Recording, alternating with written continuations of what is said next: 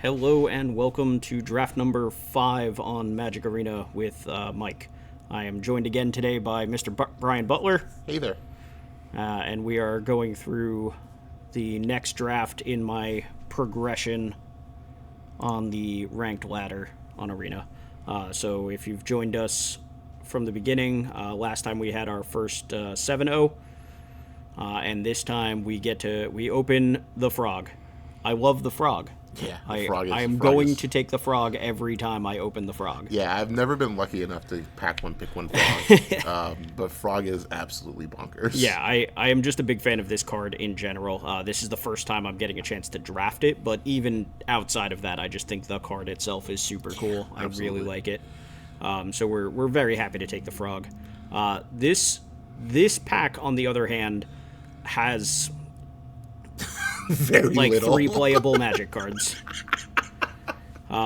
So, yeah, Basking Broodscale, Unfathomable Truths, and the Voltstorm Angel are kind of the only cards that I would ever consider. And they are not in the archetype you want to be in after drafting a frog. Well, so like Unfathomable Truths, the maybe. Unfathomable Truths is a draw 3, which is the Dimir archetype. That said, picking it pick 2 is not exciting. No. But I mean, it is what it is. Hey, that's the frog pack. That's a frog.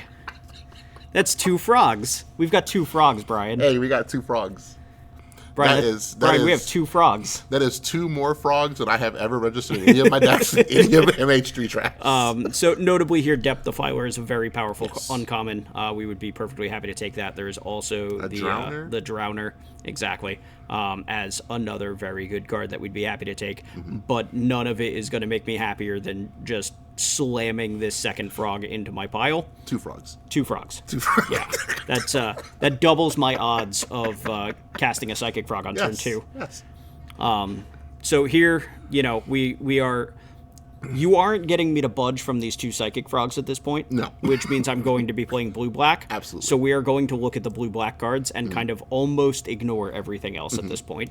Royal Cartographer, very good for the energy payoff. It's also notably a draw 3 by itself if we have other ways of making energy. Not very good at it by itself, though it does do a fine job of it. I do think it's just slightly better than Serum Visionary, but only slightly. Only slightly. So here we have a Cursed Marauder versus Wormcoil Larva. Wormcoil Larva is just a much more powerful card than the Accursed Marauder, though the Marauder is certainly a serviceable card. It is definitely something that I don't mind having in my deck, and honestly, if we get one like next pick, I will gladly take it then as well. Yeah, I think I would have took the Wormcoil Larva there too. Yeah, card just kind of does a lot. Yes. Like, it for 1 mana less than Wormcoil Engine, it feels like such a ripoff comparatively. It does. And then you play the card and you're like, oh no, Wormcoil Engine's just absolutely bonkers. That's the actual truth. That card was just busted. It's not that this card is bad, it's that card is stupid. Yeah, that card was stupid busted. It still is kind of. Yeah. I've been happy with Wormcoil Larva throughout my drafts. So here we have Tempest Harvester is fine. Retrofitter Transmogrant is fine. Honestly, I kinda dig just the dual-faced land. Yeah, I was gonna see where you put that card at here. Yeah, so obviously right now the only thing that I can grab with it is an Unfathomable Truths. So it's not actually an instant. We can grab the Truths, but either way, just we know that we're in a deck that's ultimately going to want to draw a lot of cards, which means that we really kind of want to reduce our land count a little bit. For you old school Magic players out there, if any of you exist still, the old rule of thumb was always for every 2 cantrips you have, you can trim a land. Yeah.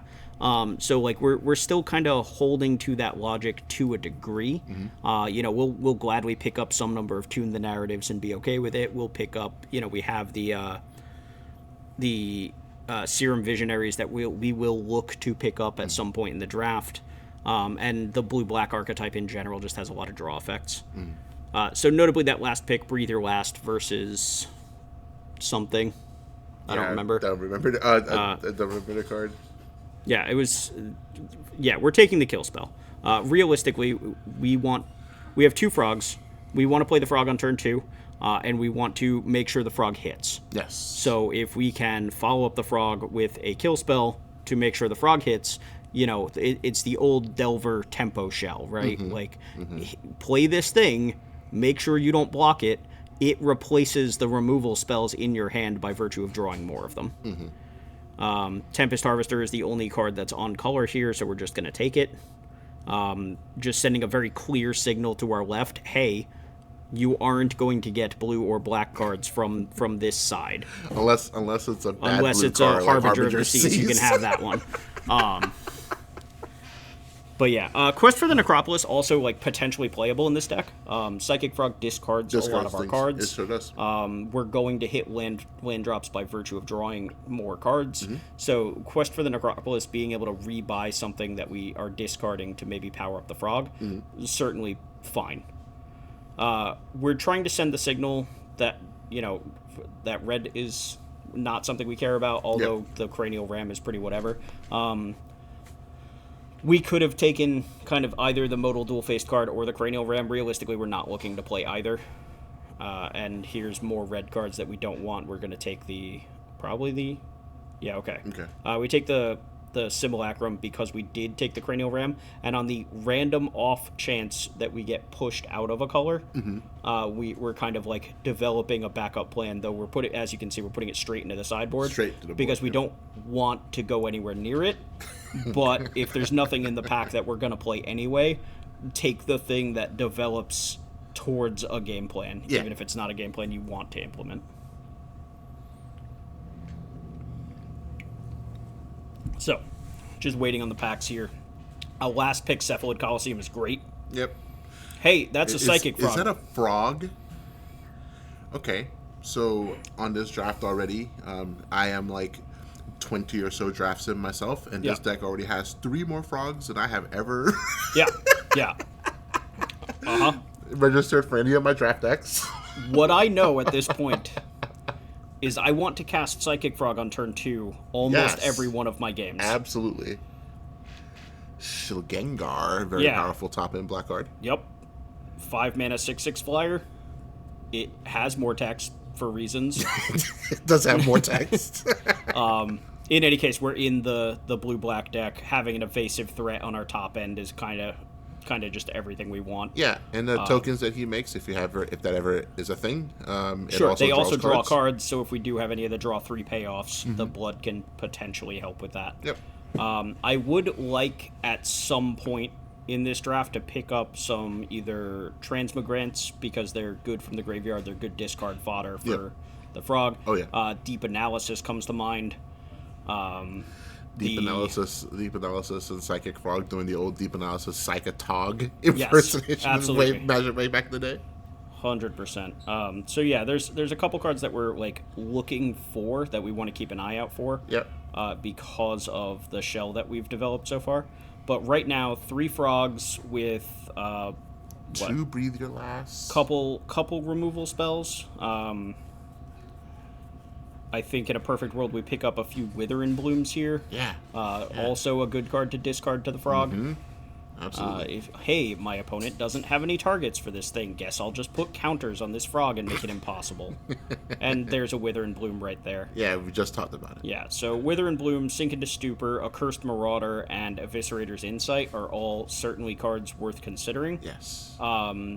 I think in this case, like I said, having something that's good to discard to the frog while also being good to get the frog through for damage, the Wither and Bloom is just the thing that I want out of this pack. Yeah.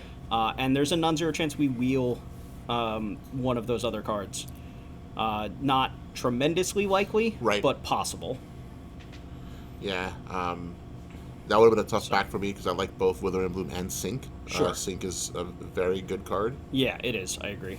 Like I said, just having a thing that's worth discarding and worth casting, like the fact that it fits multiple roles in the deck with 3 frogs. Especially because you're on 3 frogs. Yeah. Victimize, something that I'm normally not the biggest fan of in this format. But you have 3 frogs. Yeah, it's certainly higher on my list than it normally would be. I think I still just want this tune the narrative. Yeah. I just want cards. Yeah, I think, as a card, it is definitely, like, just as a card, it's more powerful than Victimize. Yeah. Oh, I love Mindless Conscription. Mindless Conscription, a good card for the draw 3 payoffs. Yes. We have the Tune the Narrative, we have 3 Psychic Frogs. We would like to pick up at least one of these Eviscerators Insights at some point, maybe a Fetid Gargantua, although our 5 drops are kind of spoken for already.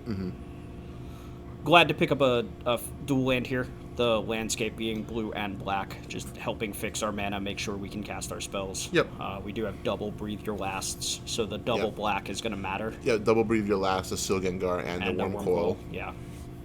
The 5 drops I'm a little less concerned with, like having double mana You by do turn want 5 double is black fine. on. You do want to have at least like double black on turn 3. Yeah, especially considering the only removal spells that we've really seen so far are the Breathe Your Lasts and the 1 singular Wither and Bloom. So we want to make sure that we can play the frog and clear a blocker if we have to. Yeah. The frog does a very good job at protecting itself from any of the damage-based removal. It turns out that discarding half of your hand to keep the frog alive makes it so that the damage-based removal both doesn't work now or later, and redraws you a card usually. Yep. I'm just baffled over the fact that this has 3 frogs. We're 3 frogs, yeah. Yeah, by 16 picks into this draft, we had 3 psychic frogs. Yeah. It's very exciting for me. Yeah. Very. I will be very disheartened because I will just lose to the first frog. So. Imagine being the guy that clears the first one only to have a second one. There's a Transmigrant, which again, something you were we just talking about it earlier. Yep. Something that we want to have for the sake of discarding. Rare draft for the gems. 2 blue cards, neither of which I'm going to play. We did, in fact, wield a Marauder. We wield both, actually. We have Yeah. a choice here. And yeah, as you can see, kind of clicking back and forth. I think I just kept clicking until time ran out and just wound up with whichever one. It was the Eviscerator's Insight, and we do have the Mindless Conscription already. We have, there are other draw 3 payoffs in this set. So I'm happy to have the Eviscerator's Insight as a way to enable those draw 3 payoffs.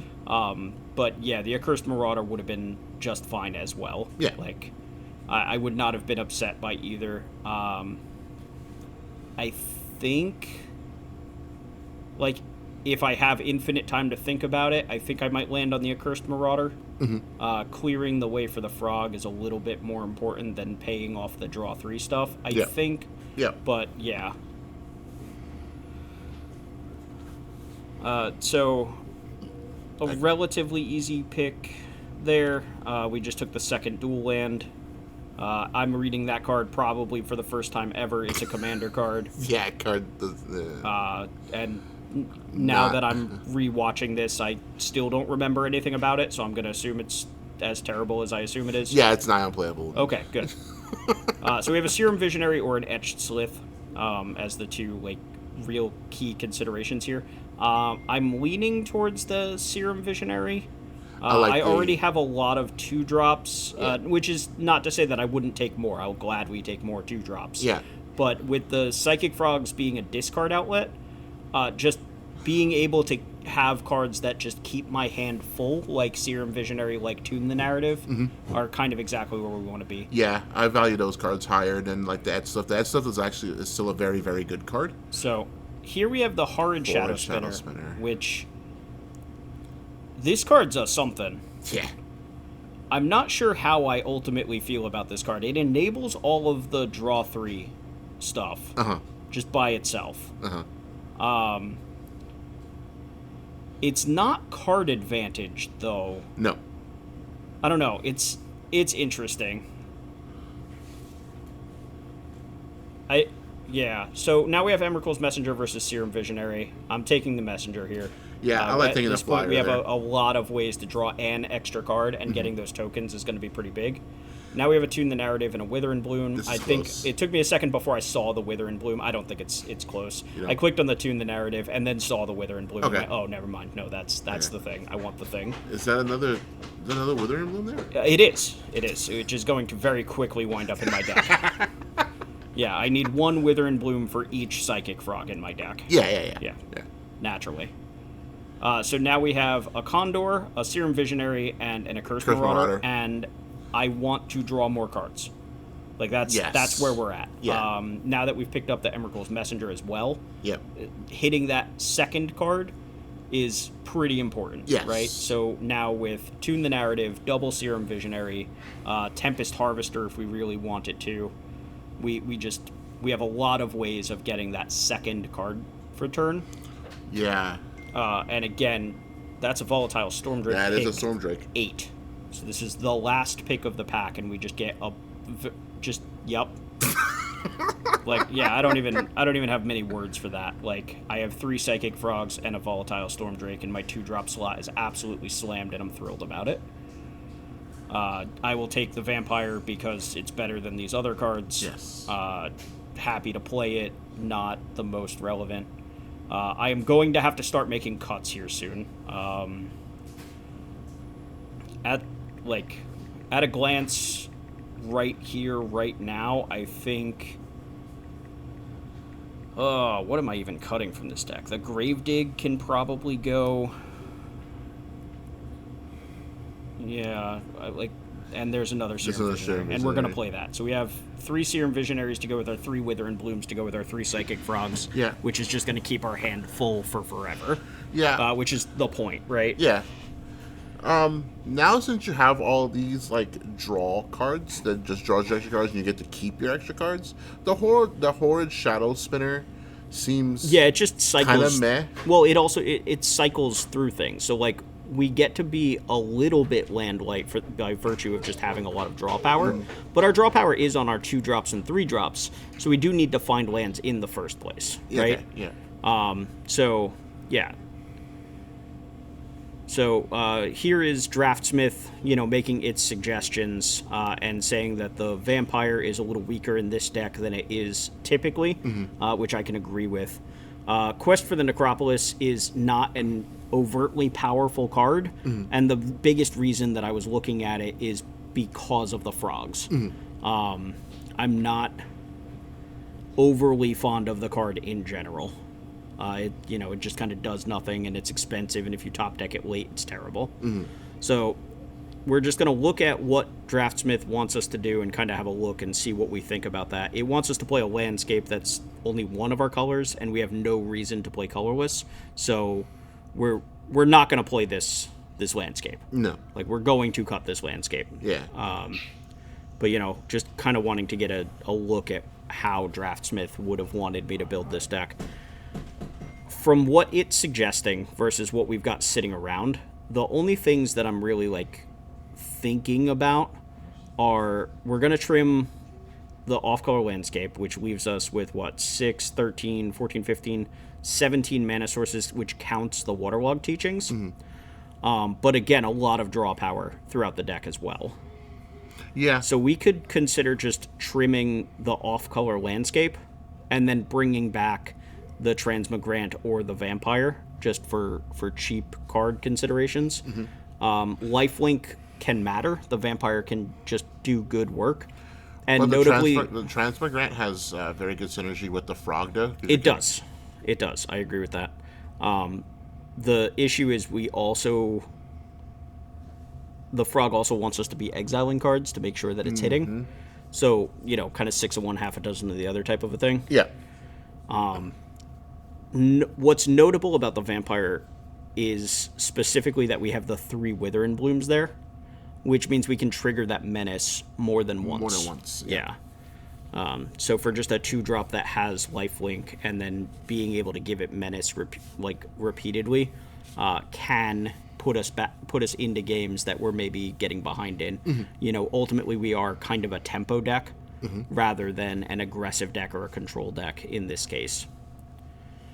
Yep. So, Yeah, I'm looking at the Gravedigg for the same reasons, right? If we're throwing things into the graveyard with the Psychic Frog, then having the Gravedigg that can be, a quote-unquote cantrip, right? Like, it's a card that replaces itself in my hand, is also a consideration. I think, ultimately, I went for the Vampire just for the sake of the lifelink and the evasion over the recursiveness of the Transmogrant.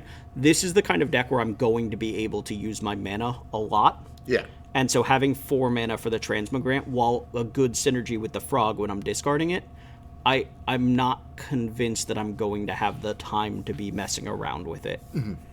And I could be wrong. Like, this maybe should be the Transmogrant over something, but either way, I think it's pretty close, and I think it's reasonable to play any of them.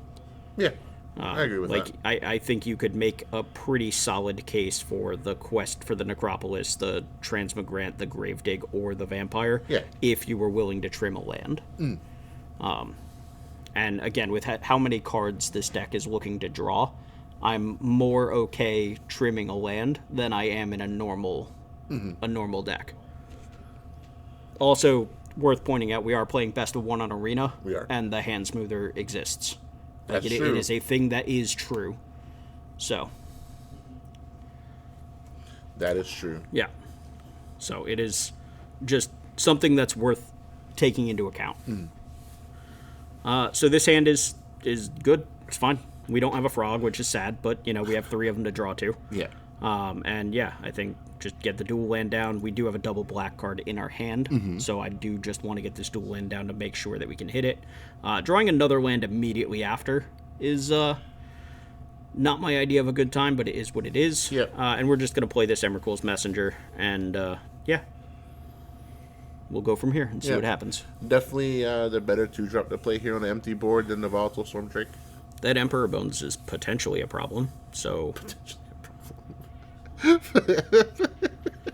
Like, that card's real powerful. Cards, I lost to that card yesterday. Yeah, so instead of that, we're going to attack for 2. Yeah. And then it's our Emperor of Bones. Yeah. Yeah, I like that. Because I would love for that to not be my opponent's. I will love that to be their problem and not my problem. Yeah.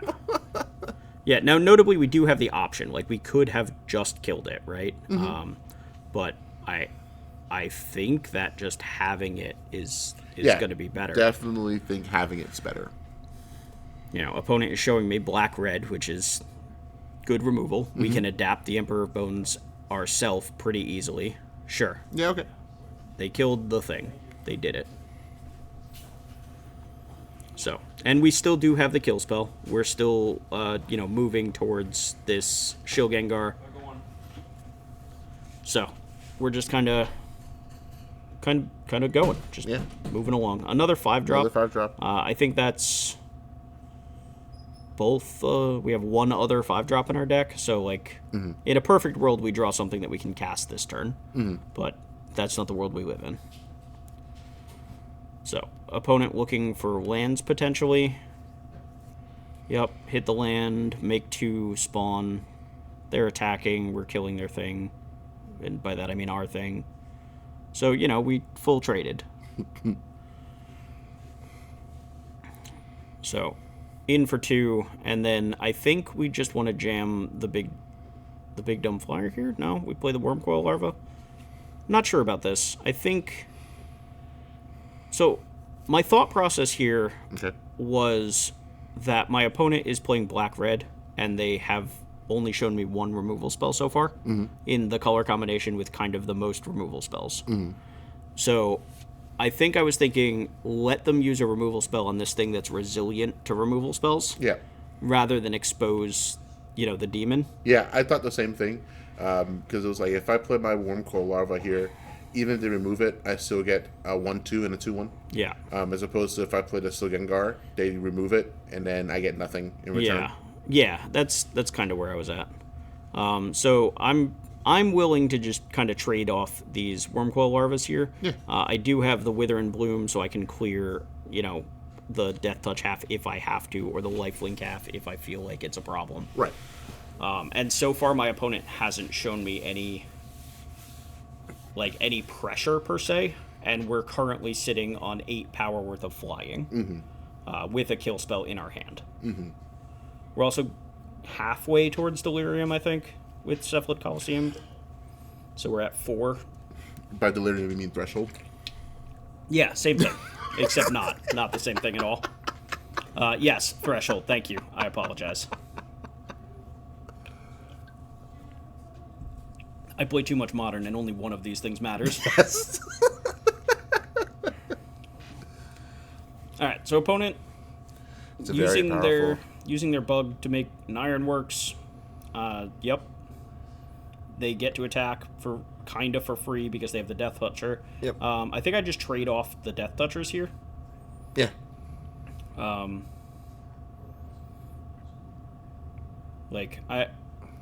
Okay, yeah, or just take the 1. Taking the 1 also seems perfectly fine. Hey, we finally drew the Hey, frog. it's a frog. Now, that said, we have nothing in our hand to discard. Right. So, that's not great. Okay. So, we're doing... We sequence like that so that we can get the messenger to where it can attack through this junk diver without trading. Our opponent can obviously block and get the value off the junk diver. But we're just kind of getting to play all of our cards here.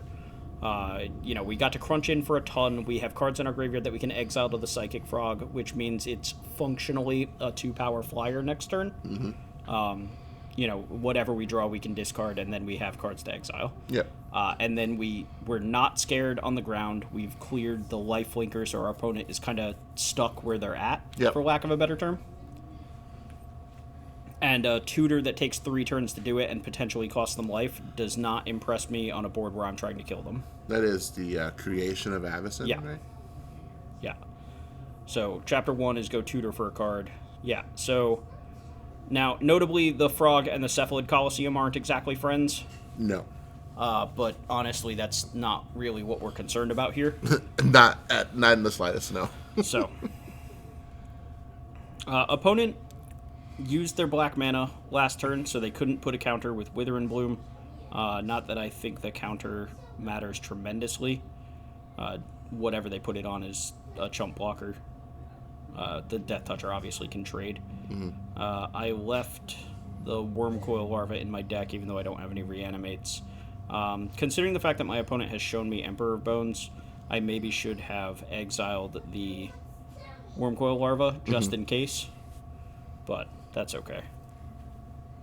Yeah, so what I think just happened, and I don't know that it's relevant, opponent might have made the same mistake that I did previously with Nesting Grounds, thinking that it was an instant speed activation, though the only counter that they had to move around was the Saga counter, and I don't think triggering Chapter 1 of that Saga matters much. No.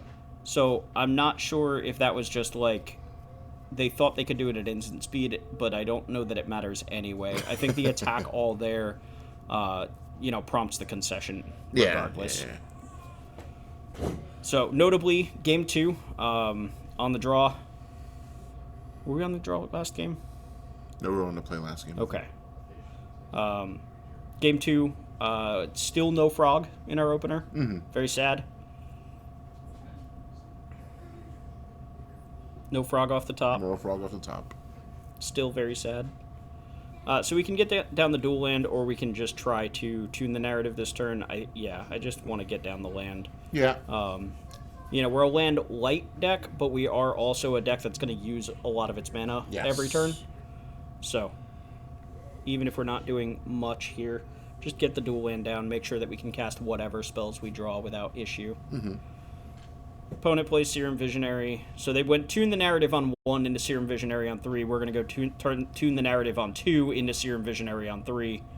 Though I guess we also have the Horrid Shadow Speaker. So, Shadow Spinner? Shadow something. Shadow this thing. Shadow Spinner? Yeah. Shadow this thing. All I know is that thing looks like it came out of the worst children's book of all time. Yeah.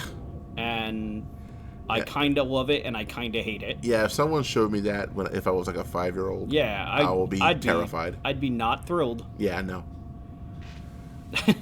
I love that you have the clean removal spell for the Writhing Chrysalis here. Yeah, feels really good.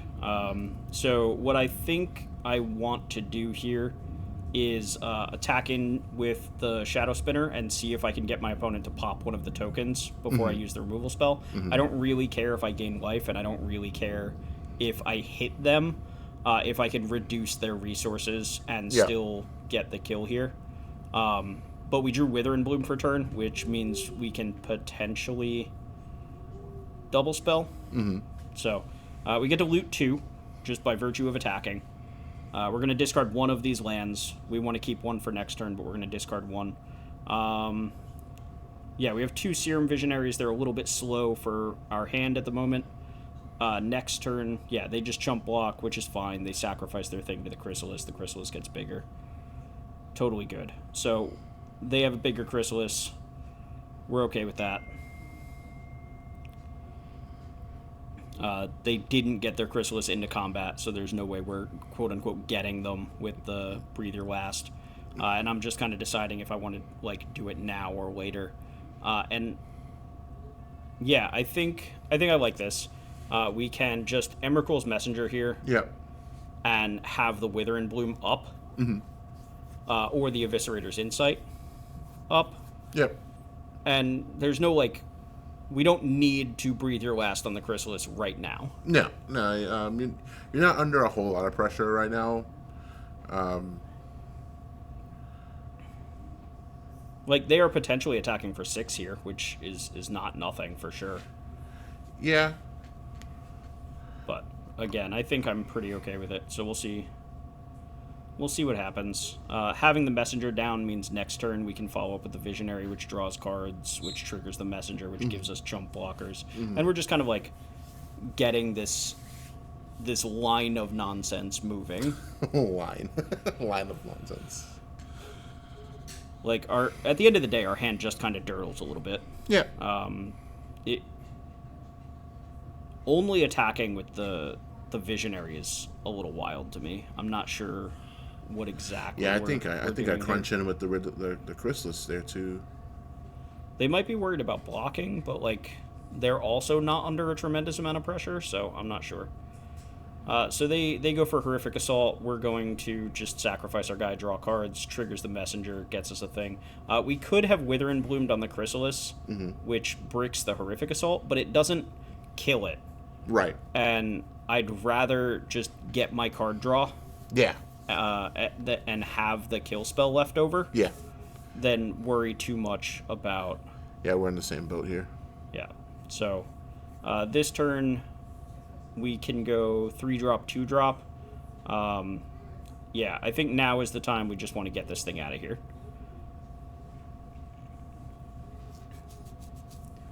So, goodbye, Writhing Chrysalis. We knew you well. Yeah. In for 2.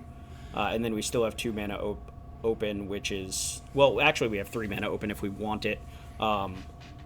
Which I think is just, like, free play the Serum Visionary and replace the Scion, right? Yeah. So, yeah. We sacrifice the Scion to make the 3rd mana, to draw a card, to replace the Scion. We don't need this land. I'll gladly take another Visionary. Visionary makes another bug. It also gets me a card deeper in my deck, sets up my next draw steps.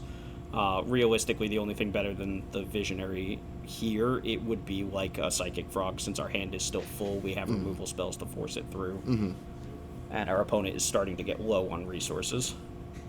They're out of energy now as well, so that was the last activation of the Unstable Amulet until they draw something else. So, you know, this deck is doing what this deck does. It can grind for a long time. Yep, just cruising. You know, we'd prefer to be a little bit more aggressive, but yeah, it is what it is. It is what it is. We're playing the draw that we were dealt. We're through a Writhing Chrysalis. Yep. So, sure. Yeah. Trade, please. Yeah, I'm fine with this trade here. It's one less thing I have to worry about if and when I start getting in with like a frog. Yeah. Yeah. Okay. So, opponent draw 3 and replace the scion that they're sacrificing. Sounds fine to me. What this does let me do here is, if I want to, I can Wither and Bloom on that Brood Scale. Yep. Before they get to adapt. Yep. So, just deprive my opponent of a little bit of value. It's not anything exciting or crazy good, but we're still just advancing our own board, paring down our opponent's board. Yeah, cutting them off their resources. So this is kind of close. The Cephalid Coliseum, we're already at threshold. Yep. I did it. You did it. We're already at threshold, so we can use the Coliseum as soon as we draw it if we want to. Our hand is kind of good. Yeah. I don't know if I want this Mindless Conscription. Like, we have the Eviscerator's Insight in our graveyard. If we want to, we can sacrifice one of these Kami, or not the Kami, the Scions. The Scion. Sorry, I was looking at the Kami in my hand, but I can 1, 2, 3, 1, 2, 3, 4. So yeah, I could play the Kami, play the Conscription, and then set up, and then the following turn be able to Eviscerator's Insight, triggering, like, getting the draw 3 effect for both. This is a big rouse here. Yeah, this is pretty bad. It is what it is. Like, at the end of the day, our opponent still doesn't have any pressure. So as far as one-sided rats go, this could be worse. Not saying it's good, but it's not. It's definitely not good, but it's definitely like if they had like a 7/7 or something in play. Yeah, if suddenly I'm getting chunked in on, it does make me feel a little silly leaving the Coliseum plus Conscription on top. But like I said, we kind of get to just go Kami and Conscription. Set up our board again. Opponent gets to get some card advantage with the Rows, and they got to sweep up our board, which is its own kind of card advantage. Tune the Narrative is here because is good for them. It's actually 2 cards because not only do they get to draw the card, but the 2 energy turns into a card from the Unstable Amulet. Yeah. So this is a pretty good turn from our opponent, just in terms of how much value they got to get.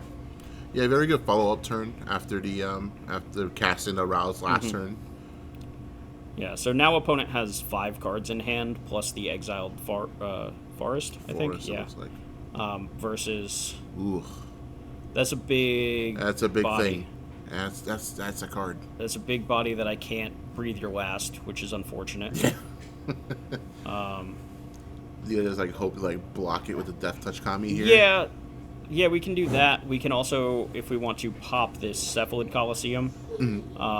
Though, like, it's a loot effect, which makes it a little awkward because I don't really want to discard this Breathe Your Last or Wither and Bloom. Yeah. So like, it's almost like just mill 3 here, which is awkward. Yeah. I do agree that it's a little awkward here. But we'll see what we ultimately get. We found a frog. I don't need this Teachings. I can discard the Wither and Bloom here. Yeah. And then I think I want to keep the Breathe Your Last. And if my hand size is getting this low, then maybe I want the Wormcoil Larva over the Psychic Frog. Yeah. But, like, that's pretty close, too. So, yeah. So we basically traded off a Wither and Bloom for a Wormcoil Larva with that activation. But we also get, a 6/6. Our Death Toucher still has Death Touch. Yep. And we get the free activation there. There's no way they're blocking with their 8/4 here. So we're just getting in. And then we follow it up with a second Death Touch creature. So. Like this turn. Yeah, it's fine. It's unfortunate way to get rid of a frog, but again, like you said, that you didn't have enough cards in your hand to make the frog great anyway. Exactly. Now, what we could have been doing with the frog, because even if we didn't have the cards in hand, our graveyard is stocked. Yeah. And we could have been giving it flying, and even if we're just booping in, that is an Ophidian. That's right, because you do draw a card off of the fact that it connects. But, like, I think it's worth keeping the Breathe Your Last here. Like, our opponent has 1,000,000 mana, and they can play something gigantic, potentially. Like this Nyxborn like Hydra. This Hydra. So we're going to take a big hit here. There's no two ways about it. We're taking a giant hit. I think the best thing to do, sacrifice this Mindless Conscription because it's already made a 6/6. Sacrifice one of our lands, and then block with the Wormcoil Larva. So 16, we're taking 13 with Trample, but gaining 3, so 10. So we're still at 8. We clear the Annihilator card. We have the Breathe Your Last to clear the Hydra following it up. And, like, while this isn't great, it's fine. Like, we're not in much danger from this exact board state. Right.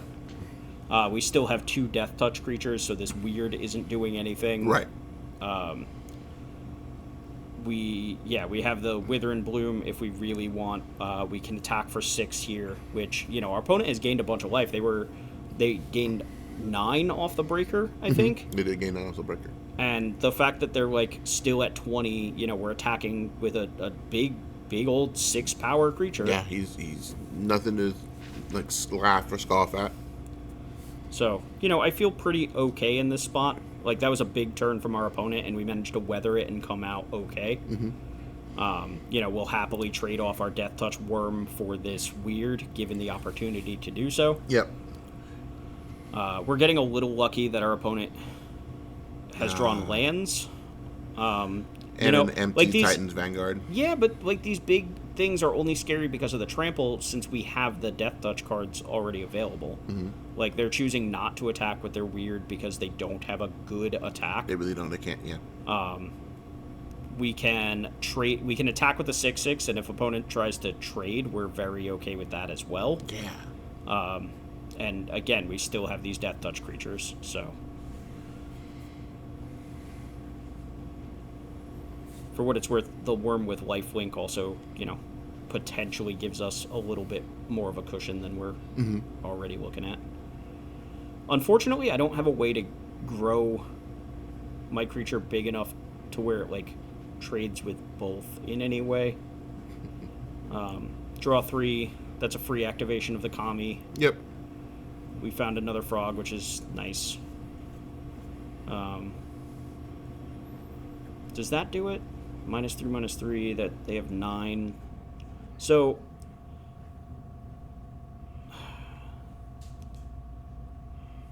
I think, so, like, we can attack with the 6/6 now. If they double block, we can try to get them with the Wither and Bloom, though it's still a trade.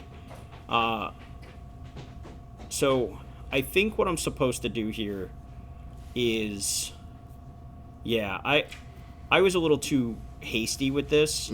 I think what I'm supposed to do here is put the weird in front and then just pass. Just pass priority. And then if my opponent doesn't cast the spell, the weird dies. Yep. And the Vanguard has 2 damage on it. And then I get to Wither and Bloom the Vanguard post-combat. Because I got a little bit too greedy with my play, I opened up my opponent casting an instant, or in this case, an enchantment with flash. And now their weird is still alive and has an additional counter. Yep. Where if I just put the weird first, I can probably clear their board and trade my 6/6 for their board. Yeah. So that's a bit of a bummer from my perspective, just because, like, that's one of those things that I've talked about a couple times. Those mistakes that don't necessarily look like mistakes at the time, but when you're kind of, like, reviewing it or thinking about it in hindsight, that play was incorrect. Like, right. I am now further behind this game because of that play. Even though it looks like I'm way ahead because my board is wide, like, I don't have any real attacks here. They bricked off my Kami so it can't activate anymore. Yep. So I think here we're just trying to Eviscerator's Insight, end of turn. There's a is this the second Writhing Chrysalis, or was that last game? I think this is the second one, right? This is the second one? Yeah. Yeah, the first one we cleared with the Breathe Your Last forever ago. Yeah, I can't believe this is still the same game. Yeah. Yeah. So I think here I think during end step I should have used the Eviscerator's Insight, just get more cards in my hand, sacrifice the token. Yeah. You know. Or the Kami even, because the Kami's not really doing anything right now. Yeah, but like the Kami is still a body that has power and toughness. So, Wither and Bloom target the frog. Wither and Bloom target the frog. Wither and Bloom target the frog. And then jump the frog. And the thought process here is we have the 2 lands in our hand that we can discard to the frog as well. But yeah, I think I get got here. Block there, sure. I have no effects, pass. You got it, sacrifice. Yup, keep going. Okay. Yep. So right now they bounce off each other, which prompts me to discard a card. And then opponent has a punch. Yeah. Signature Slam. And there's nothing I can really do about this because Signature Slam specifically is going to have both the Weird and the Chrysalis hit the frog. So there's no world where I grow the frog big enough. And yeah, this is just... We threw all of our resources at the frog, and now our opponent has more large things. Yeah. So, not ideal. We also don't have the mana up to use this Eviscerator's Insight now. Opponent has the colorless mana thanks to the solar whatever. So they can exile my Kami. Again, the Kami wasn't doing anything other than representing a chump blocker or a gang block of some kind. Yep. But the fact that my opponent getting to do that when I don't have mana up to use the Eviscerator's Insight is a little unfortunate. So I have to choose whether I want to trade off my Death Toucher for the Weird or the Chrysalis. So it kind of boils down to whether I think my opponent is more likely to have Spawn that they can get rid of. Or non-creature spells. And based on the way the game is played, I don't know, it's pretty close both ways. They've already shown me 2 Writhing Chrysalises, and then they followed up with a Repurposer, so I guess it was a good block. Yeah. But, like, any spell is going to trigger... Yeah. So. Now we just start flooding. Yeah, well, like, we're checking our library versus our opponent's library. Like, we're both pretty deep into this game. I believe I had 7 cards left before the loot. We do still have 5 mana up, so we can use this Eviscerator's Insight if we want to. I think we might be on a, like, my opponent is going to deck themselves plan.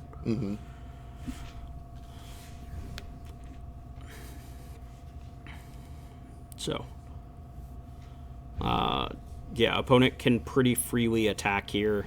We don't have necessarily good blocks. We're going to chump block this 6/6. Yeah. Okay. So what we get to do here is block like this, sacrifice the Spawn to the Eviscerator's Insight to draw 2 cards, and then discard 2 cards to keep our Psychic Frog around.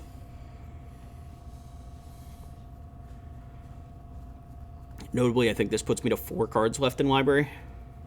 Oh my god. Yeah. Just for anybody keeping count at home.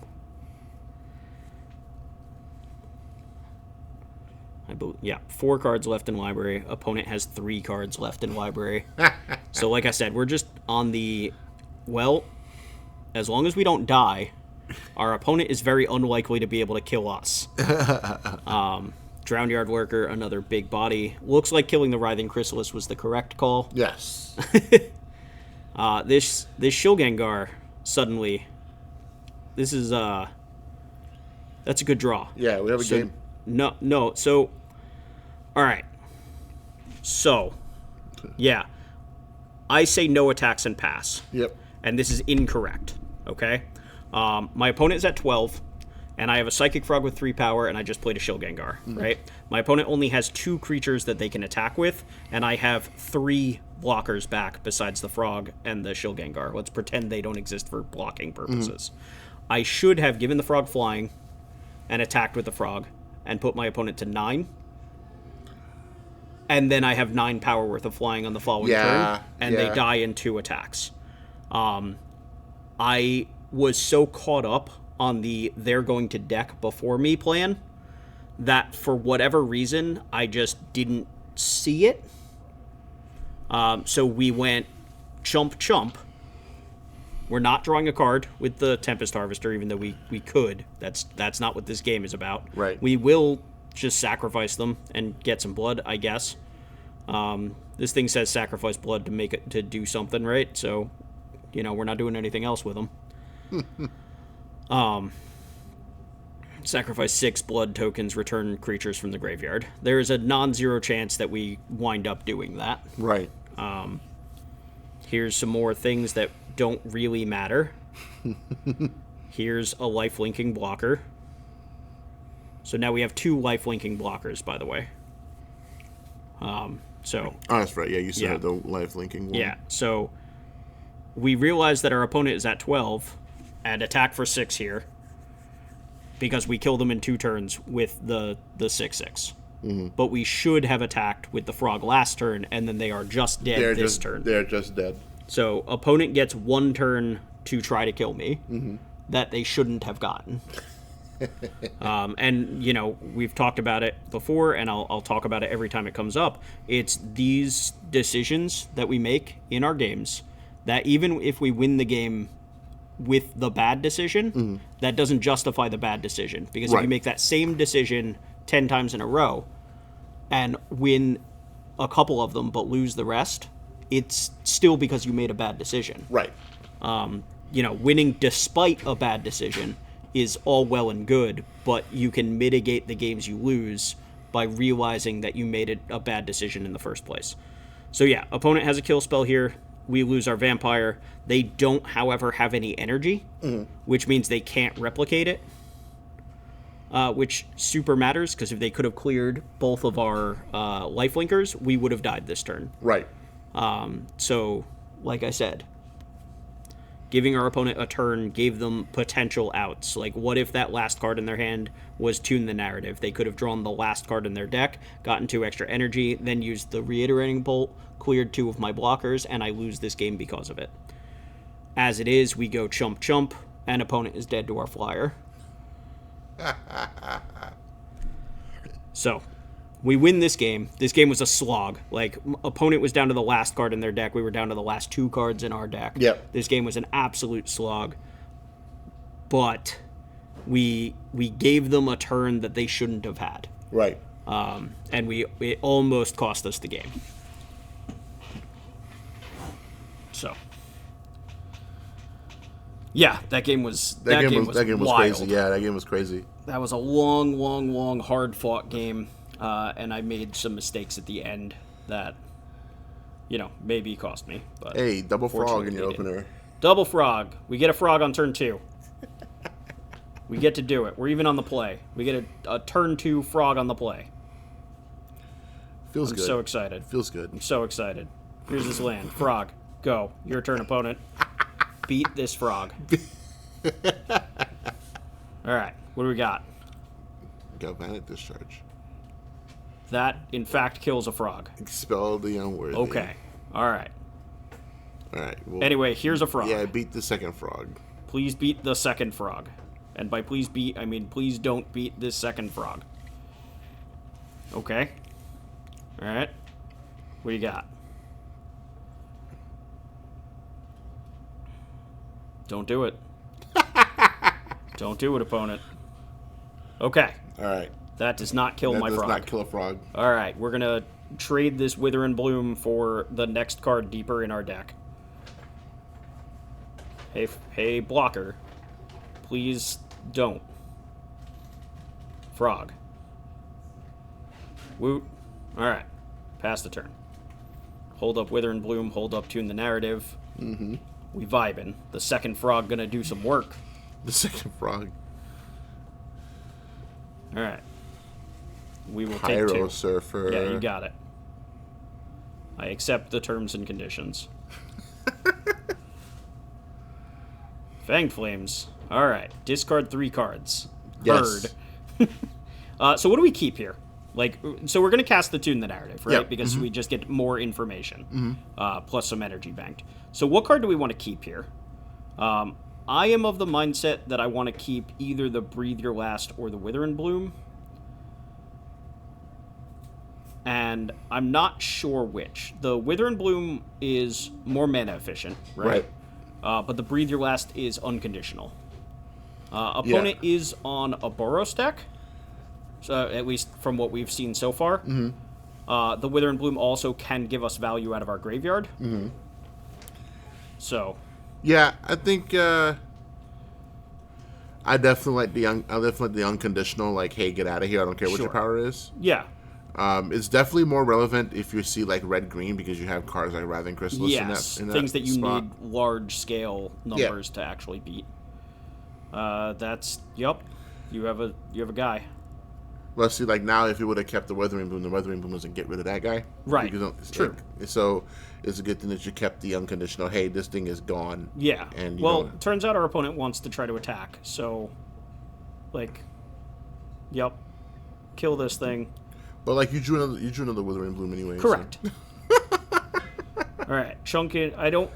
Don't play the land, me. Don't do it. Yeah, don't do it. Don't play that land. That's a card you can discard. Yep, we don't need this 5th land. That's a +1/+1 counter on your. That's interesting. The Volatile Stormdrake is interesting.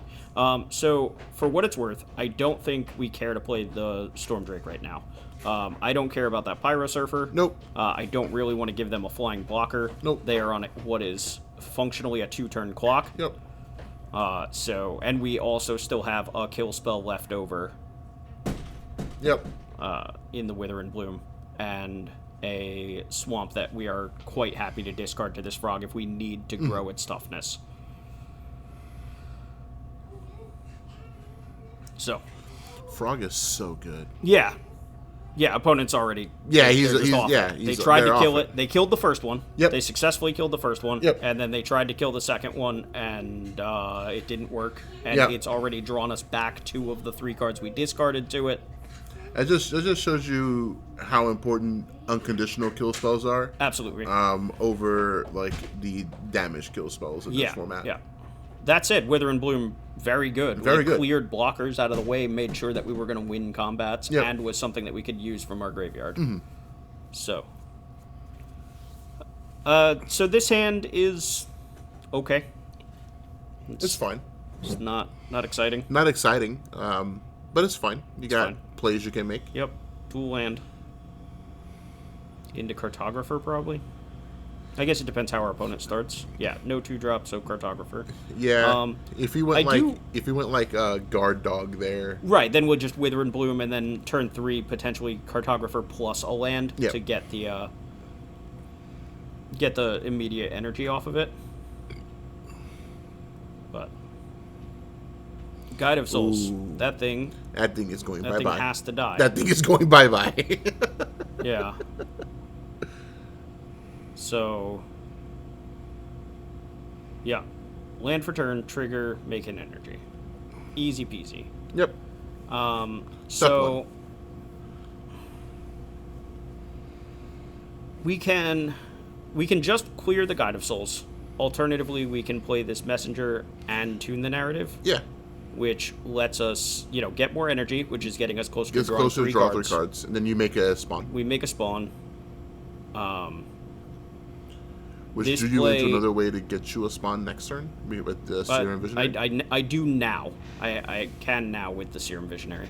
The thing is, we can't just let this Guide of Souls sit here for too long. No. Right? The fact that we're letting our opponent untap with it one time is already scary enough.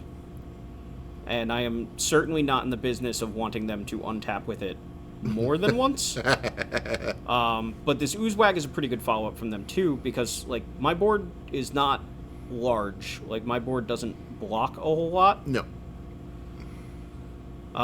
So, I don't know.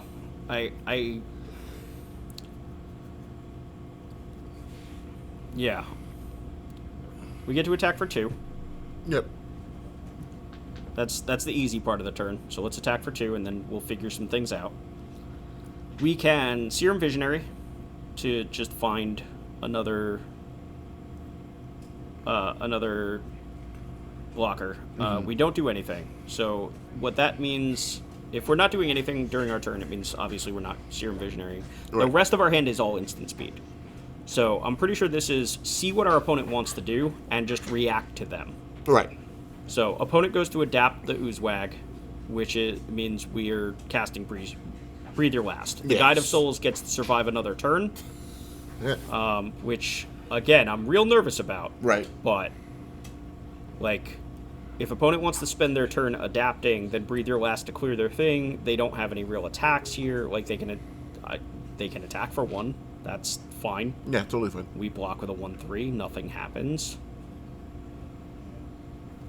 They need 3 energy to jump a thing with the Guide of Souls. So, that said, this game has gone on for multiple turns with the Guide of Souls in play, and it needs to die. Play a land because we want to get our energy up. Yep. We're 1 away from drawing 3. From drawing 3 cards. Notably, we really don't have any energy payoffs in the deck outside of this Royal Cartographer. That said, we don't really have any ways of making energy outside of this Royal Cartographer, so it's not that big a deal. Tune the narrative. But that's about it. That's it. So, alright, so Serum Visionary, we draw a land, so we have our land rolled up for next turn. We don't want another island beyond that. I don't really want this vampire either, if that's fair. To be perfectly honest. Opponent might not be doing much yet, but, this vampire doesn't really do much about a board like our opponent has. No. Or like our opponent is likely to have. So we get to attack for 2 in the air again. And we can Wither and Bloom now, while our opponent only has the 1 mana up, or we can pass the turn, have Wither and Bloom available to us, have the Eviscerator's Insight available to us. Opponent still doesn't have energy yet to jump their Guide of Souls. Expel the Unworthy. Expel the Unworthy. Yeah, that's fine. Expel the Unworthy on our Royal Cartographer. Yeah, that sucks, but it is what it is. We can sacrifice it to draw 2 cards, which notably also triggers the Emrakul's Messenger again. So, we had to sacrifice a Scion to get the mana for this, but we get to replace the Scion immediately. And the Cartographer being in our graveyard, even though we don't have any ways to rebuy it, any ways to reanimate it, is still worthwhile because we do have the frogs in our deck, and food to jump the frogs ultimately matters. Speaking of frogs. So we get to attack for more than 2 this turn. Yeah, you get to attack for 4. That's exciting. Say his name. Let's go. He appears. I believe in Psychic Frog. So, Psychic Frog in. Yeah. And then we have a bunch of mana up. We can... Yeah, we have a bunch of options. So, we're just deploying to the board here. Yeah, at this point, now you're just like, I don't really care about this Guide of Souls. I do. I'm still nervous about this Guide of Souls, but, our opponent hasn't done anything with it yet, and they haven't been playing creatures. Maybe the second white source changes that, but, Okay. Alright, yeah. Sure. Yeah, they're not doing, any, busted things with the guys yet. Yeah. Now, notably, we don't have a clean way to deal with the Oozewag this time. So the second Oozewag, we don't have another Breathe Your Last yet. We don't have anything. Yeah, you don't want to waste 2 Wither and Blooms on this one card. I do not, especially not when that leaves the Guide of Souls unchecked. So, one of these Wither and Blooms is almost just plain spoken for, right? Yeah. Yep. So we exile the 3 cards that don't have flashback from our graveyard. Yep. Jump this thing. Jump the frog. And we get to get in for some damage in the air. We can attack or not with the Wormcoil Larva. Yeah, attack with everything. Yeah. If our opponent blocks, then the Wither of Bloom does clear the Oozewag. None of our stuff dies in that case either.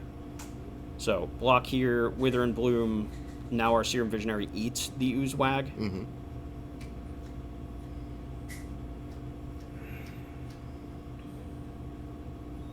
Yeah. Okay. So opponent has something. They're getting priority here with their 1 mana.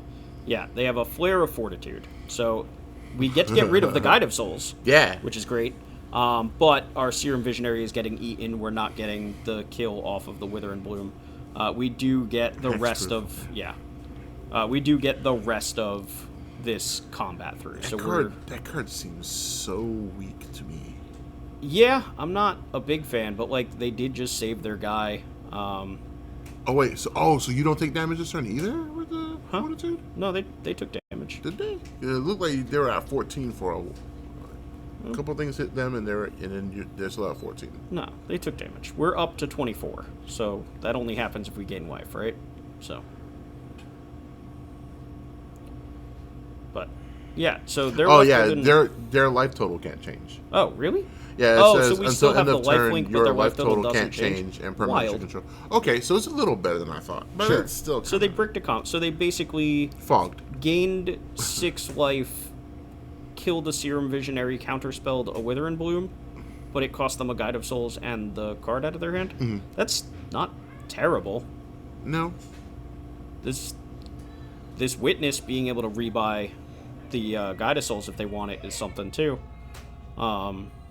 I do have another Wither and Bloom. I can respond to the Adapt again. Yes. But so do I still have? I don't think I have a bunch of cards in my graveyard this time. Yeah, like if I want to jump the frog, I have to exile a Wither and Bloom and an Eviscerator's Insight. Yeah. And I don't really want to do that, so we're not jumping the frog here. We can attack with the Wormcoil Larva and the Messenger here pretty freely. We can also attack with the frog with the anticipation of discarding cards to just win combat. Yep. Which I think is okay. Opponent has 2 mana up, and they still haven't really been deploying a lot of threats, so unclear what they might have. But yeah, you do have 2 lands to discard to this frog. Yeah. So they put the 4/4 in front of the frog, so like we have to discard 3 cards if we want to do this, or we start off by just Wither and Bloom target the Oozwag, right? Yeah. This theoretically shrinks it. I don't really want to discard my whole hand here.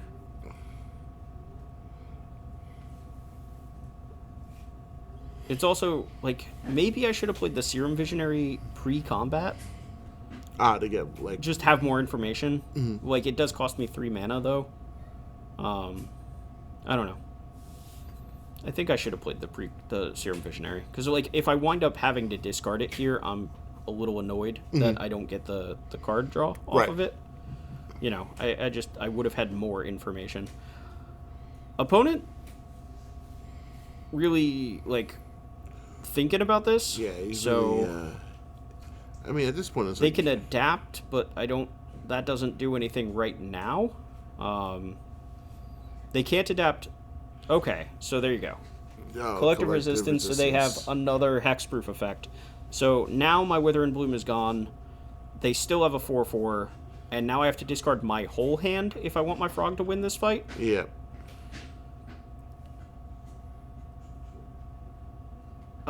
Is it indestructible too? Is it indestructible and hexproof, or is it just hexproof? Talking about collective? It's got 2 thingies there. I'm guessing it's indestructible too. So now I have to discard my hand. My frog doesn't even win the fight. It just trades. Yeah, I just sacrificed the frog to the Eviscerator's Insight. Yeah. Opponent, you did it. You had... Hexproof and indestructible. Yeah. Not worth discarding my whole hand for, unfortunately. And I agree. Because then it's not even going to get the wag out off the table. Yeah, it doesn't even get it out of here. It does, like, my frog is big, but, like, the green decks with all their fight spells and whatnot, it's not big enough to win those fights if my opponent has it. So if the end of the day I wind up discarding my hand and then my opponent untaps and, like, evolves and then fights and I just lose my frog anyway, that's so bad for me. Yep, because you just lost your hand. And then you didn't get anything in return, and now you lost your frog anyway. Yeah. So like I said, we just discard with not discard. We sacrifice the frog to the Eviscerator's Insight. We just get deeper into our deck, and we just kind of go from here. There's the fight spell. Fight spell. Yeah. So that would have played out very poorly for me if we had just jumped, or if we just kept the frog around. So glad we made the decision that we made. We have no reason to chump block here. We're at 27. Yeah, 27. Yeah. This worm coil larva continuing to just do work. We're a little short for the Cephalid Coliseum. 5 of 7 towards threshold. Okay. These are all spells. I would like spells, especially when I have a bunch of lands in my hand. Tempest Harvester's a little weak, but the Hard Shadow Spinner can dig me through these lands pretty well if it can attack, though attacking through a 6/6 is a little difficult. Opponent being at 9, they might need to just trade with this this worm coil larva at some point. And notably, this matters a lot, I think. Opponent got back that Guide of Souls with the Evolution Witness. Yes. We drew the Volatile Stormdrake for turn. Yes. And we have 5 energy banked because we were building towards that. Yes. That Royal Cartographer. That's 2 jumps with Guide of Souls. That is 2 jumps. So, I am of the mindset here where we grow this worm coil larva to where the Oozewag can't just trade with it. Yep. Because we're trying to set up a turn where our opponent is very likely to Guide of Souls here. I don't care about taking the hit from them, especially when, if I need to, I have chump blockers, though they can obviously evolve, but we're also gaining life with the worm coil. If they play Guide of Souls here, we get to steal the Guide of Souls with the Stormdrake and jump our worm coil larva. I like that a lot. So then they're forced to chump block with the Stormdrake, but we're at 1,000,000 life, have a jumped large body. Yeah. Cool, man. So we take 10. Yeah. I don't even know if they can afford to attack with both. Yeah, they just attack with the 4/3. Which, yep. Sure. I take the damages. Go to 22. The plan from their perspective being make this Oozewag a big enough blocker that it trades with the worm coil larva. Yep. But obviously we have ideas. We do. We have ideas and plans. Yes, I will take this action. I would like to attack with this large flying boy. And now that Oozewag sitting back is like, guess I should have attacked. And we can follow this up with a Hard Shadow Spinner. Yes. And we're just kind of vibing. Even if our opponent has a Wrath here, our creature being the worm coil larva, making sure that we get 2 bodies post Wrath is gonna matter. We've drawn a bunch of lands, but who cares? We have a Coliseum that we will be able to crack at some point to discard them if that's what it comes to. We have this Hard Shadow Spinner that we can discard the lands to by jump attacking. Yep. So we'll see what plans our opponent has. 30-4, we have a larger board. We have a Guide of Souls that can jump another creature. Like, all in all, feels pretty good. Just Decree of Justice for an Angel. Justice. So this is just have a chump blocker for the flyer. Yeah, it seems like desperation here. Yeah, but they're dead to 2 flyers, right? 2 flyers, so yep. we attack with the Hard Shadow Spinner and the Worm. We jump the Hard Shadow Spinner. And then we get to loot 4 times because we stack the triggers in this order. I should have checked my deck just to make sure, but, at the end of the day, we're just going to discard these 4 lands and not care. But worth noting, I should have checked my deck. Yeah. So, 2 lethal flyers. Opponent can chump block one of them. They both have lifelink, amusingly enough. So, yeah. So, yeah, we're off to a good start here. Very this good is start. 4-0 to start this one, or 3-0? I don't remember. That second game took forever. 3-0. 3-0 now. This is your 3rd one. No, that was the 4th. The 4th? 1, 2, 3, 4. 4 ones, okay. All right, so we're That's right, the last guy conceded... super quick. Yeah. Fanged Flames on the frog that didn't work, and then we're off it. He was like, I can't. Yeah. Which, yup. Yeah. Another hand without the turn 2 frog. There's 3 frogs, Butler. There's 3 frogs in this deck. I just want my frogs. I have registered 0 frogs in all my drafts, and I think I have more opening hands with frogs in my decks. I only have 3. So, yeah, our hand is fine, though. We can go turn 2 Messenger into turn 3 Cartographer plus a land drop. Yep. Or whichever order. We don't have... I think I'd rather lead on the Messenger, because if we draw a Serum Visionary... Oh, well, past me disagrees. That's okay. As I was saying, I think it's better to lead on the Emrakul's Messenger, because if we draw a Serum Visionary, of which there are 3 in the deck, then we trigger the Messenger immediately. I agree with the opponent here, grabbing the Path of Annihilation. And if our opponent had... Yeah, see, there's the Serum Visionary. It is what it is. We get an energy off this landfall. Now I don't even want to play the Serum Visionary because I'm losing the value off the Messenger. Yeah, I think I just all told I should have played the Messenger on turn 2.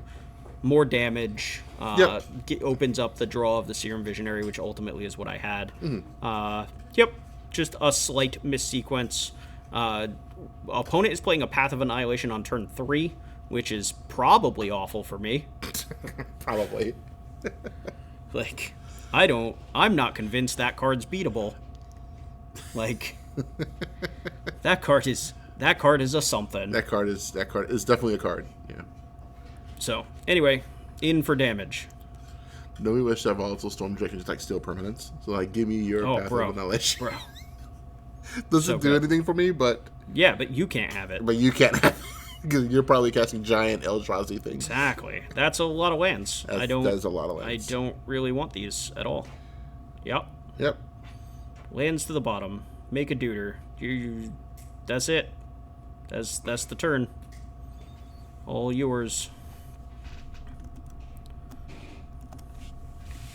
Alright. So, opponent gets to show up. That's terrifying. That's horrifying. Breaker. Well, Breaker's going to the graveyard.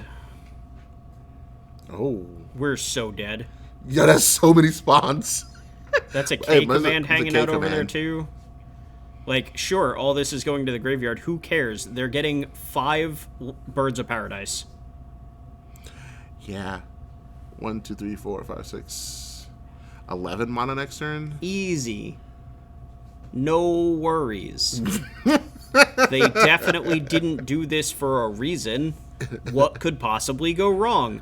I feel like I'm about to die.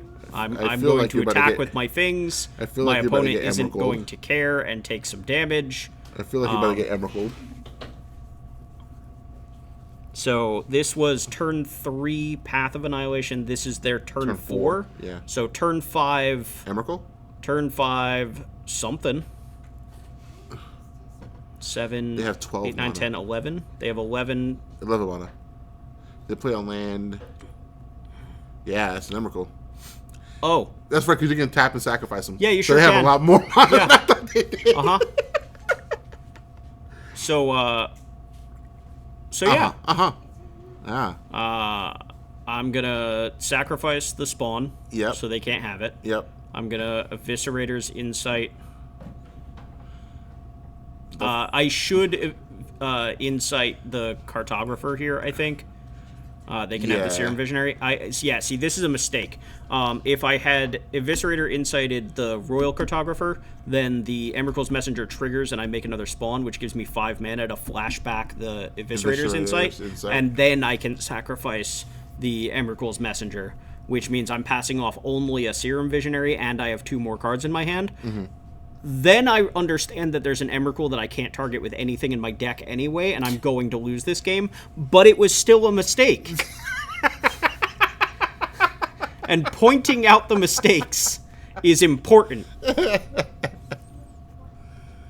That's it. That's all I got.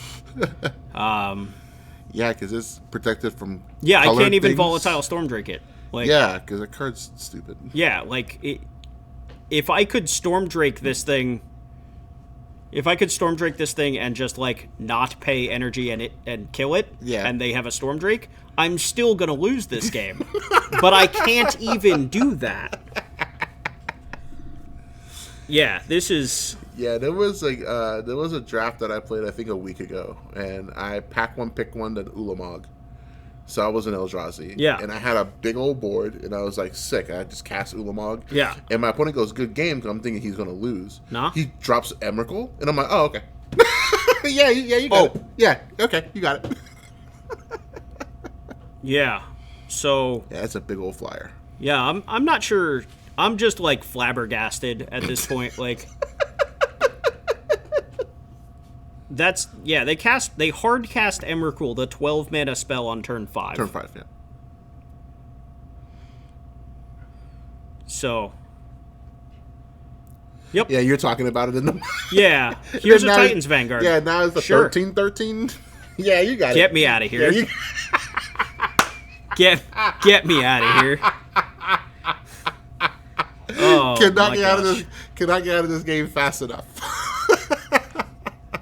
Opponent, your deck was amazing, and I'm jealous. Yeah, double Path of Annihilation on 3, double Glimpse on 4. Emrakul on 5. With mana to spare. With mana to spare. Yeah. He had 14 mana off of just the spawns. Yeah. Oh. Yeah, we were not that far off of being able... That's my fault. ...to just cast the Titan's Vanguard the same turn. Like, it's crazy. They might have been able to if they wanted to. It just would have cost them the spawns, which defeats the purpose. But yeah, that was... Boy. That was a game. That was wild. I am... The sad thing is, I said it. I'm like, that's probably like an Emrakul or something, right? So it's your fault. Somehow present you jinxed past me. I don't know how it happened. Prescient. No, it's all good. Like, you take those L's, right? Like, there is literally nothing in my deck that I could have drawn to get out of that situation. No. So... Yeah, you take those L's. Yeah, it is what it is. Because like he has so much mana that even Aether Spike or anything didn't even fucking matter there. Not even a little bit. So, no blocks here. No. Obviously, they can adapt at instant speed. So if we block, they just adapt and eat my guy. Yep. We're not necessarily in a rush. We have some amount of energy that we would have missed a land drop, therefore we had to loot with the Tempest Harvester. Mm-hmm.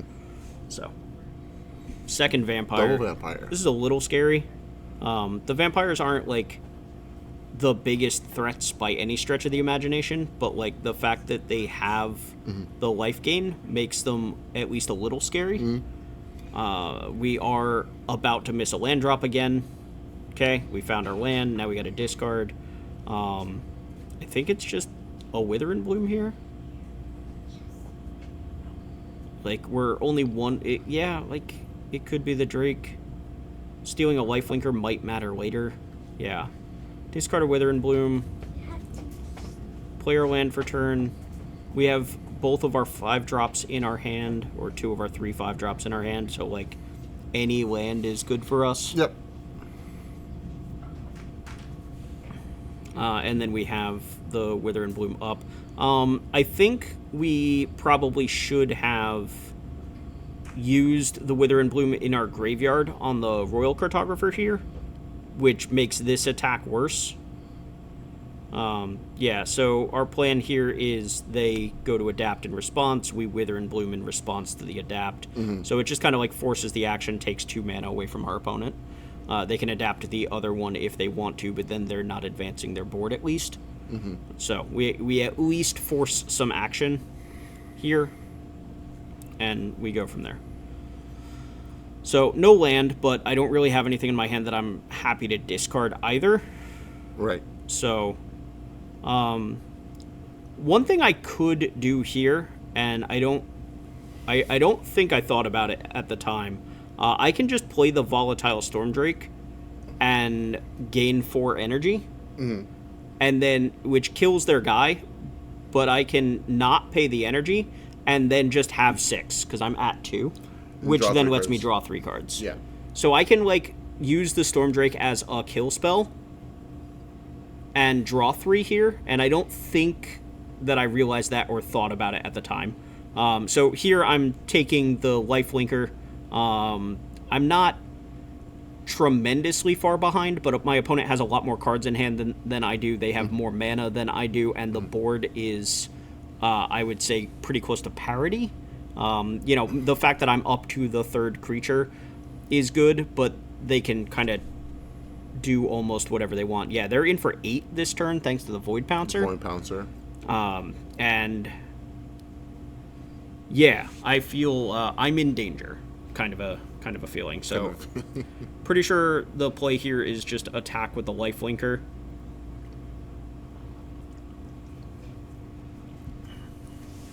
Attack with the lifelinker, play the Horrid Shadow Spinner, I think, as a second lifelinker, and then hope to be able to trade off the Tempest Harvester for the Void Pouncer, which is not what I do. I think I'm playing badly this game.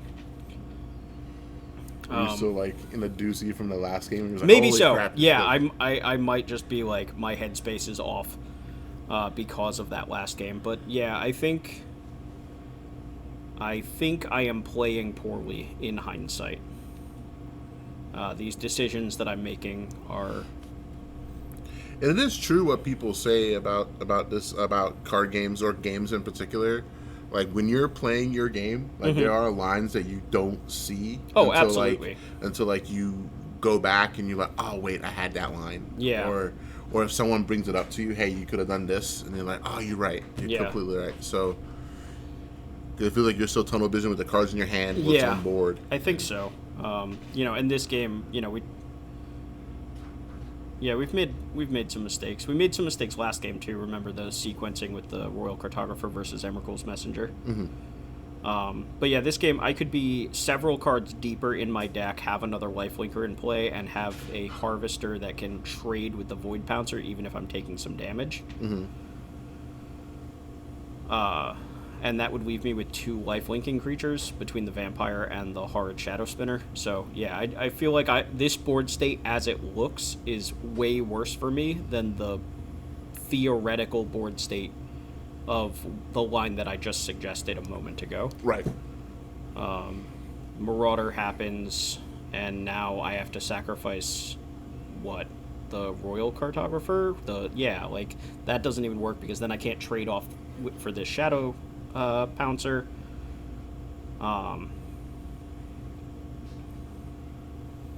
Yeah.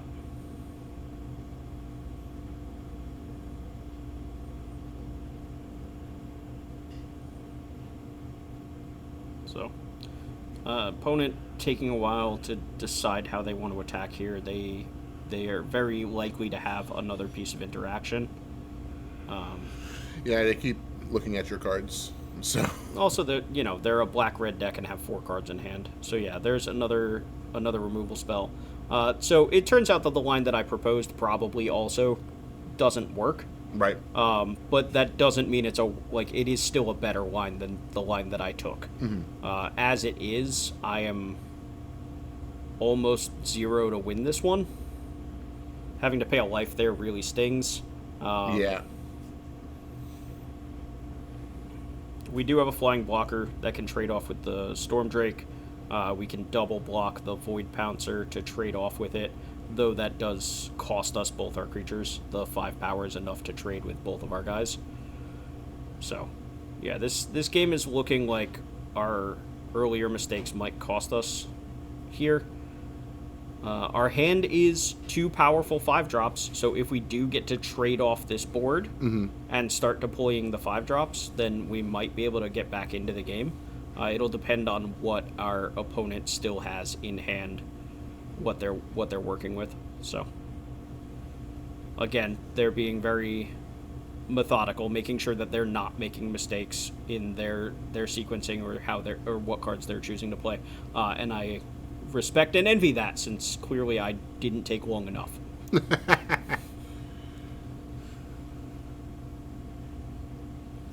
So.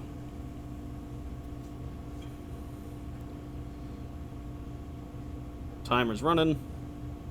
Still going. Gravedig for 2 mana. We're just getting an extra body. This smells like a victimize Nope. Lethal takedown. Okay. So yeah, this is bad. We have to just chump the Void Bouncer. Yep. And that puts us to 1. We can attack and go to 4 and pray that this Wormcoil Larva is enough. We can also put the Shilgengar into play, and it is a bigger blocker. It is a bigger blocker. But like you said before, Wormcoil Larva is more immune to removal spells. Yeah, except Fanged Flames. So yeah, but our opponent has already shown us 1 or 2 Fanged Flames this game, so there's a chance that they don't have specifically that one. And I guess the problem here is because the Void Pouncer has Trample, any kill spell that's instant speed is good enough, even if I declare the block. Yep, because of Trample. Yeah, so, even this Wormcoil Larva is not in the best place, given how this game is shaping out. That's true.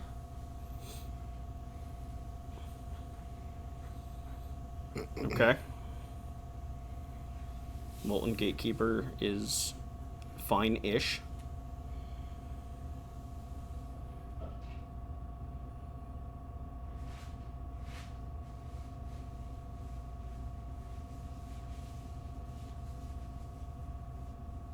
So, opponent pretty clearly doesn't have a kill spell. Right. Because if they did, we are just dead. Yep. Soul Trader is terrifying. Yes, it is. So we go to 2 here. Not ideal. Not what I would call good. Nope. So we'll see what we draw. So this is the easiest trade of all time, right? Like, this is just we are taking this trade. We are back up to 3, and we have worms. So yeah, like, we have to block. Like, it's a forced trade. Right. Yeah. So opponent is empty-handed, mind you. Like, that's very important to note. So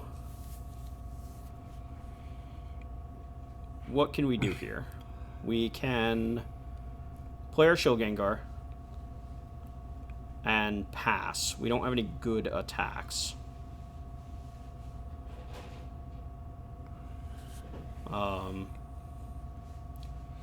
This leaves us with a lifelinker on defense. 2 lifelinkers on defense. 2 lifelinkers on defense. And a Death Toucher. Yeah. Maybe we're supposed to attack with the vampire here. We die on the spot, by the way. We're dead right now.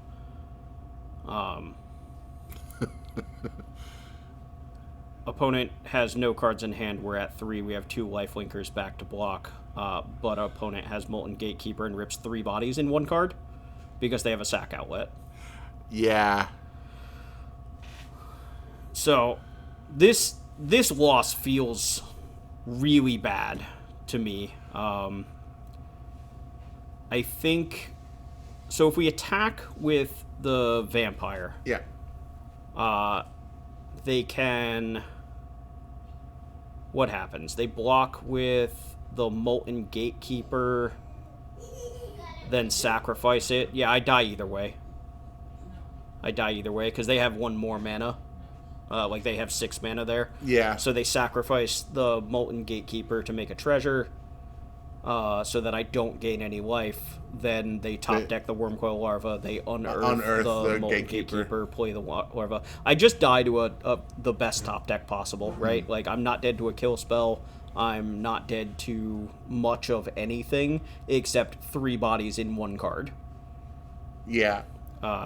Would it have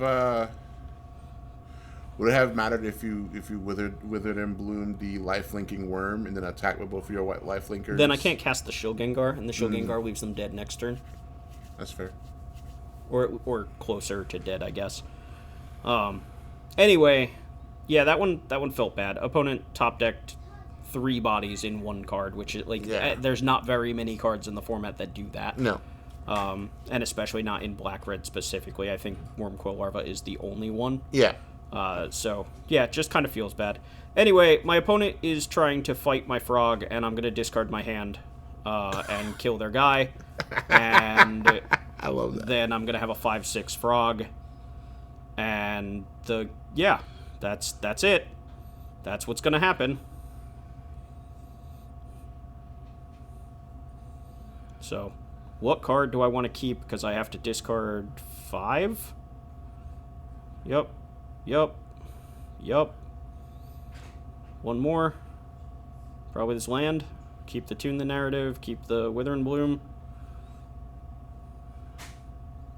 Yeah, more likely the land. It's either the land or the Tune. I think I want the land.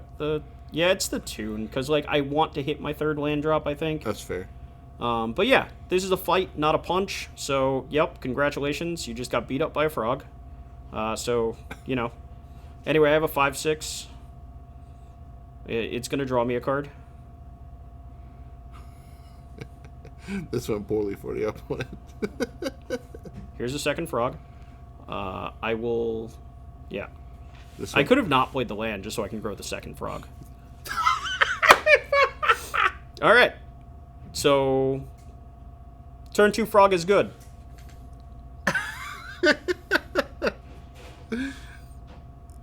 Yeah. That's so funny. All right. Well, there you go. That's so funny to me. Considering those 2 L's in a row, That one was great. that one, yeah, that's more what we want to be doing. Yeah. Play frog on 2, win game. Yeah. Yeah. But yeah, that top decking, the Emrakul was nuts. Yeah. That draw was insane, and my deck has no way of beating that draw. Yeah. Actual no way of beating that draw. Yeah. So we take those L's. It is what it is. That 2nd game, we made a bunch of minor mistakes and lost because of it. Mm-hmm. And they had to top deck pretty perfectly to close out that game. Yep. And that all feels terrible from my perspective. So, real disappointed in myself for losing that game. I think we should be on what, the trophy, or 6-1? 6-1. Yeah. So, it is what it is. I'm sorry if I sound salty about it. It is, I'm not mad. Just annoyed with myself for making so many small mistakes. Yeah. I get that. Yeah. Because I have games like that too, where it's if I would have played better, Yeah. this would have been a 7-1, Right, and right. not a 6-3. Yep. So, unfortunately, we're playing against white-black, which is more likely to be able to actually clear this frog. But we get to find out which one's better on turn 2. Frog or Felia. The frog's not blocking. No. That's not going to happen. They'll blink the frog out of the way. Yeah, I keep forgetting that the dog can flicker your The opponent's stuff too. Yeah, the dog is very good. I'm very fond of Felia. So, what do we got? What do you got, opponent? A rope. The rope? The rope rope. wins? The rope. Fair enough. So, what's our turn 3 play here? So, theoretically, Wither and Bloom on the Felia is a good thing for us. Yes. So, we can also Horrid Shadow Spinner, we can Serum Visionary, we do have options on turn 3 here. So, the attack... Alright, if they're attacking here, they're flickering my frog. That's fine. So, no discards, no counters, no kill spells, notably. Right. Ooh. Emperor of Bones is pretty huge. So... I hate that I only have one removal spell and they play 2 things that I want to remove. Well, the frog draws us more cards, right? So, I'm pretty sure we just want to... I think we just attack. They don't have mana up to adapt. Nope. So, just attacking means if they want to block, we can discard, an island or something. Yeah. There's no world where they block, right? So, we just get more information by drawing a card and attacking. Yep. Okay. So, we didn't draw anything relevant. there's no creatures in graveyards, but I'm not like super concerned with the Right. Emperor right this second. I have lands in hand. This island can go. I don't mind another Visionary though. It's a little awkward, but at least I have Tune the Narrative, so no, I can double spell next turn. Mm-hmm. And like Felia, it can't blink my Serum Visionary. Like, No, you don't want to. No, they don't want to do that. So either they're playing something new that they want to flicker. Okay, that's fine. Or they're flickering their Emperor of Bones, but then I still get to block with the Serum Visionary. Right. So like they kind of have to do something here. Right. We haven't put any resources into the frog. All right. So this is interesting. 4 damage here. Yeah, 4 damage here. We can discard to make the frog survive. Mm-hmm. If we do that, the Felia is going to blink it and clear the counters. Yeah. But we are bricking the Thraben Charm. The charm, and the Felia will die in combat because we'll block with the Serum Visionary.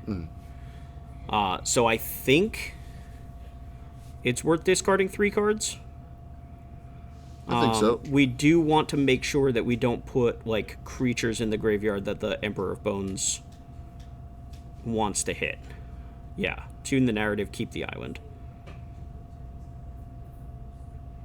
We discarded... Yeah, I think it's tune the narrative. I want to keep... It's not that I care about the hard Shadow Spinner, it's that I don't want my opponent to get it. Although I guess they don't have 2 mana up. But they haven't played a land yet this turn either.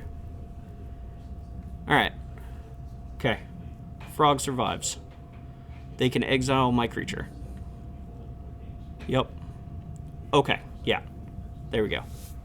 They cannot exile my creature. I didn't think about that in this moment, but past me did. So past me, you win this round. Yeah, so Felia flickers it to clear off all those counters, but the Felia dies now to the Serum Visionary. We get our frog back at end of turn. Mm-hmm. We have the Wither and Bloom to clear the Emperor of Bones before it can try to rebuy the Felia. Mm-hmm. And yeah, so we're feeling pretty okay here. We could wait for them to try to adapt, but let's just get this thing out of here. Yeah. Let's just... Don't want to give them a chance. Yeah, don't have... So, discarding a bunch of cards to the frog to have it flickered was kind of like a known consequence. Mm-hmm. It did let us clear the Felia by trading with the Serum Visionary, so I think all told it was worth it.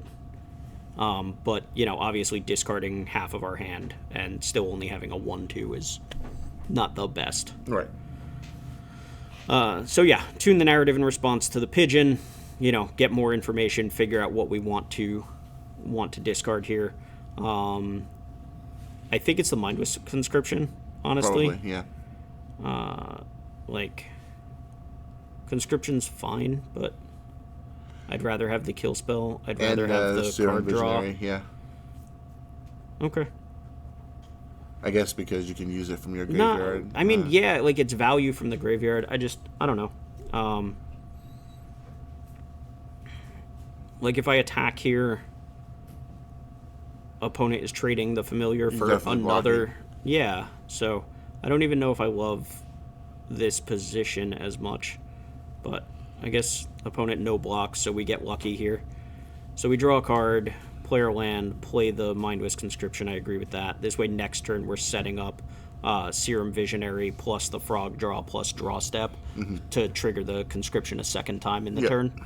So, like, we're okay here. I'm not thrilled. I don't have a lot of resources to throw at the frog, but we do have the Wither and Blooms in our graveyard that we can grow it with as well. Yeah.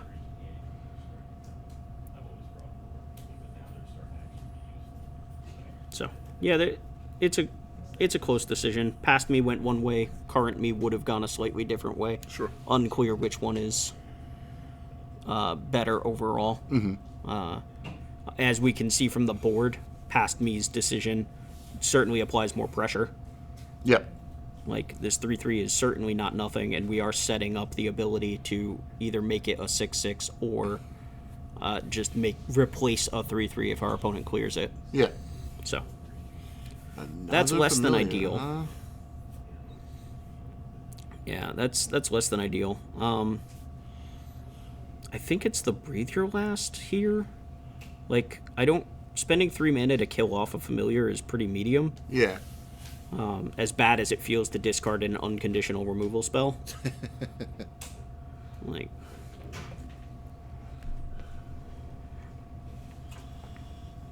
Double familiars. it's a lot. Yeah, it's definitely a lot. Yeah. So, okay. So we can attack with the frog. I think opponent is pretty likely to double block if we do that. We can, yeah, I was going to say, we can double Wither and Bloom. Or just single Wither and Bloom. I think if we're going to take this one, I think we should have double Wither and Bloomed. The double block on the frog means we have to discard our whole hand here. And if we had just used the second Wither and Bloom, then we only have to discard the vampire. The vampire, yeah. And we survive either way. So yeah, I'm okay with the line of attacking, but I think we should have used the second Wither and Bloom from the graveyard rather than lose the Serum Visionary in hand. But in general, this line is fine. Like, we're getting to eat both of their creatures. We're still getting in for 3. Our frog is a grown lad. It's a big boy. It's a hefty boy.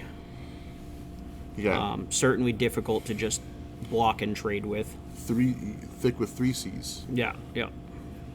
And maybe more depending on what we draw. That's true. Keep adding C's, baby.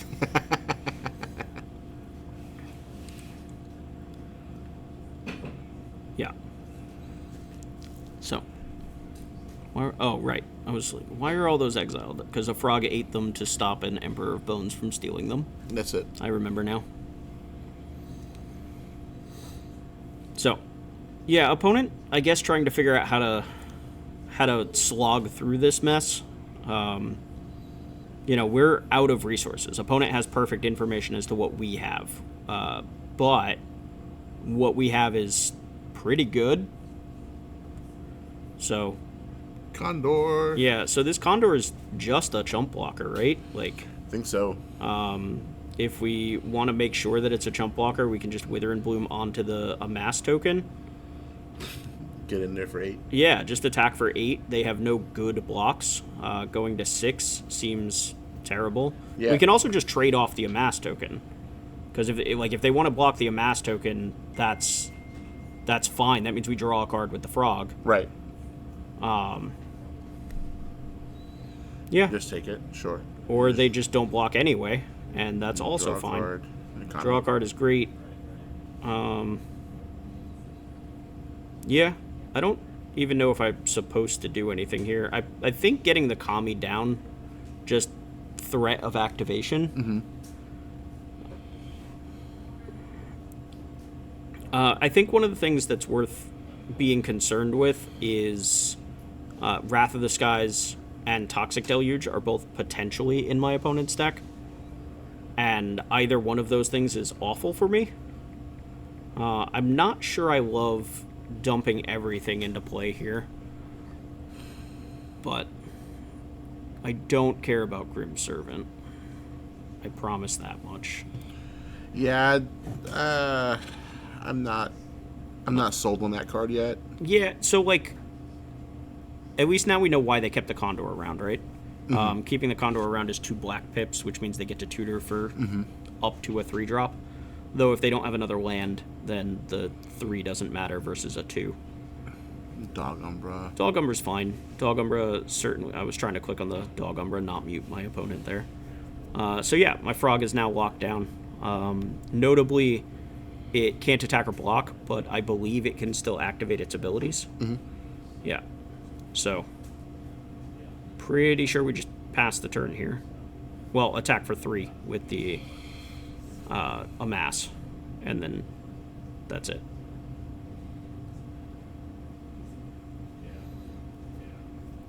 So, we attack for 3, I think.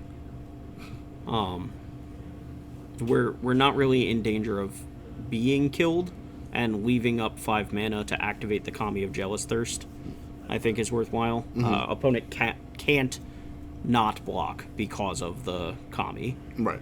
We're nowhere close to getting anything with this Royal Cartographer going. I think I was just checking my deck to see what instants and sorceries or instants are in the deck, because it's whether it's worth an energy as a land or if it's worth tutoring for something. There goes the Grim Servant. That's fine. So, yeah, we just kind of hold on to this teachings here. I don't think doing anything with it matters. And honestly, if we just go end of your turn, activate Kami, untap, activate Kami, that's it. That's good enough for the game. Yeah. So opponent, you can see them kind of flashing through their graveyard there. Makes me think potentially victimize. And so they have a lot of good cards in their graveyard. We know this. One of them is the Emperor of Bones. And this is... So, we have lifelinkers in the graveyard. Yes. So if they... I think what they're trying to do is get the Emperor Bones. Get a lifelinker out of our graveyard. And adapt the Emperor of Bones. So they can get a hasty attack in with a lifelinking creature, which leaves them not dead to this Kami double activation. Okay, Gravedigg accomplishes functionally the same thing as Victimize. Yeah, it brings back the Emperor. Yeah, it brings back the Emperor. They have 4 mana left over, so they can cast the Emperor. And same thing, they go to combat. So yeah, I'm looking in my graveyard, and oh hey, I have this Dreamdraker Vampire that I discarded to save a frog. That's a lifelinker. They don't have anything too relevant here. Like, if they get back a Refurbished Familiar, sure, I discard my card and double activate Kami, and we're back in the spot that I was talking about. So, at the beginning, exile a creature. The thing is, I can still activate my frog. Yes. Which is, the same thing that happened last time they went to Emperor, and opponent concedes because it costs me no mana, and I have the line of double activate. So Kami for the W there. So that puts us to 6-2 on this draft. A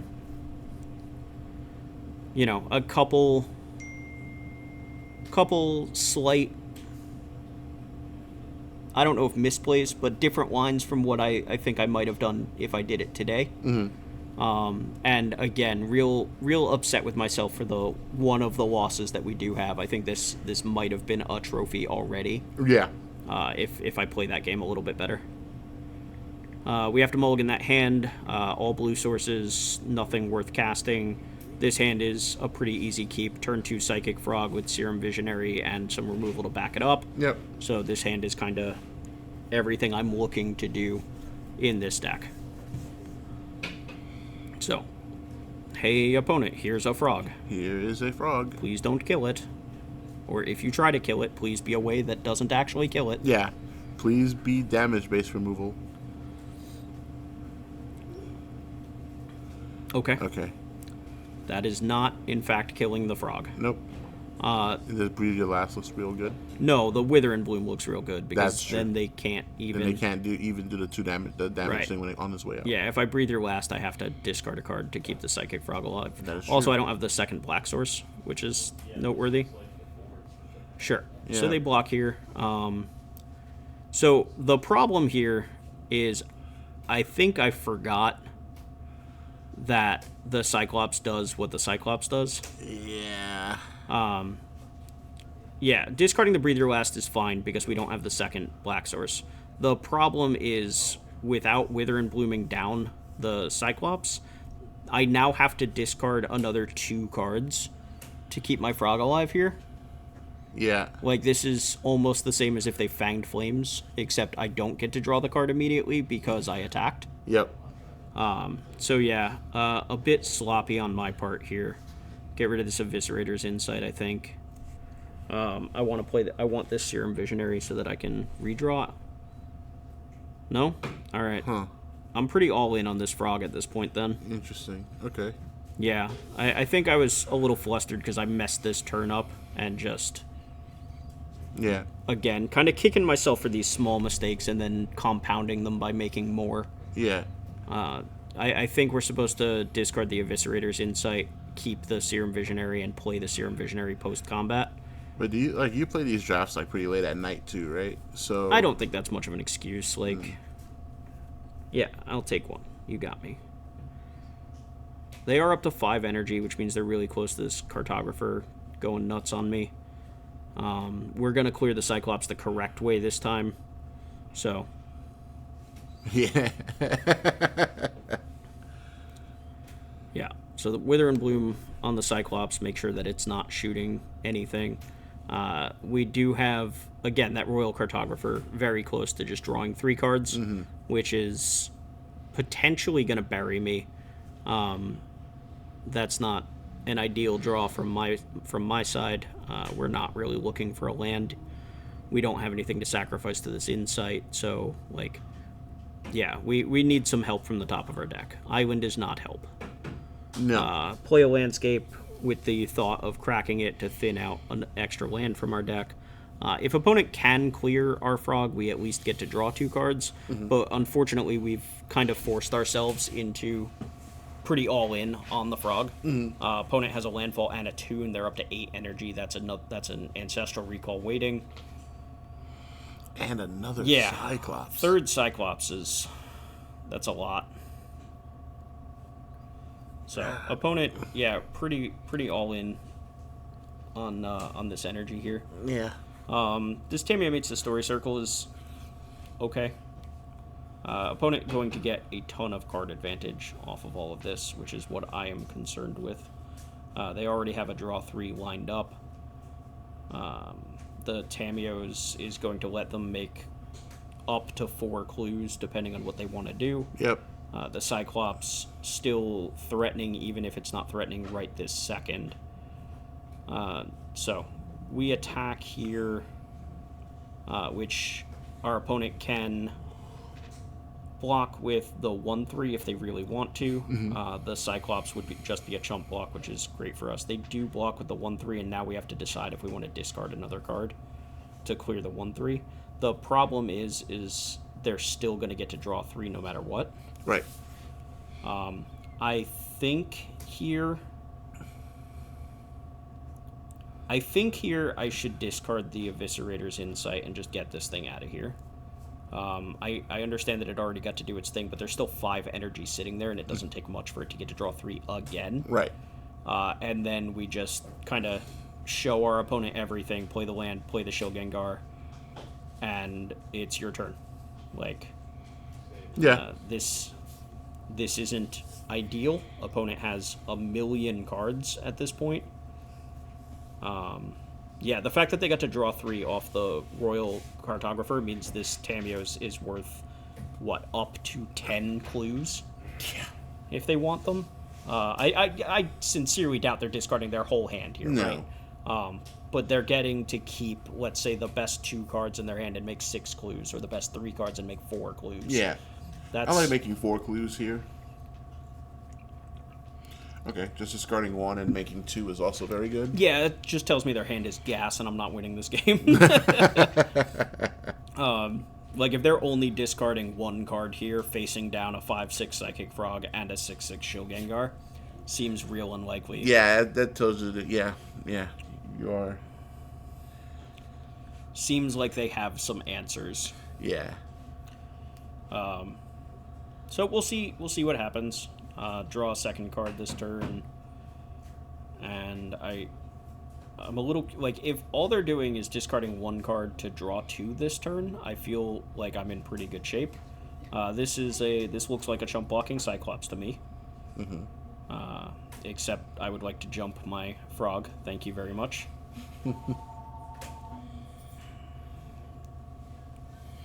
To the skies, frog.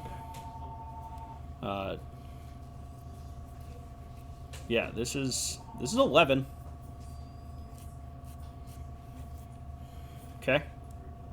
Not ideal. Actually, it's 6. Yeah. Yeah. I noticed that. So basically what we get to do here. So the good news is we didn't cast the spell. Right. So the storm there was no storm. The frog gets to do frog things. We get to brick this thing by sacrificing our Shield Gengar and drawing 2 cards. Yep. The frog is in for 5. We get to draw another card. Yep. And suddenly, we're back to, I don't know if parity is the word I want, but we feel a little bit better. Our resources have now matched our opponent's resources. We have the Psychic Frog, which is doing its job. And we feel a little bit better. Opponent is shuffling in Skoa and Tune the Narrative. They have 1 clue remaining and 4 cards in hand. So, we can jump the frog 1 more time if we need to. Yep. I think, depending on what our opponent does, we're just trying to run it into the Cyclops, just force them to do something. This is tough. This is not ideal. No. Yeah, so 5-6, suddenly back to being a 1-2. Is what it is. We move on. We move on. Yeah, I mean, what else are we gonna do, right? Yeah. So replay the frog, play the Emrakul's Messenger. I don't think we want to use the Wither and Bloom right this second. There's nothing that I want to put a counter on, I don't think. So opponent has 5 energy, right? So, if they have Galvanic Blast, the frog is dead. If they have Reiterating Bolt, the frog is dead. If they have, kind of anything here, I don't have enough to be discarding to beat all of the energy that they have. Right. So, is there anything worth getting with the Waterlogged Teachings, using it as the fetch part? I can only find instants, right? So, Breathe Your Last, Wither and Bloom, the Tune the Narrative. I'm obviously not going to use it to tutor for a Tune the Narrative. So I can use it to get a kill spell if I really want to.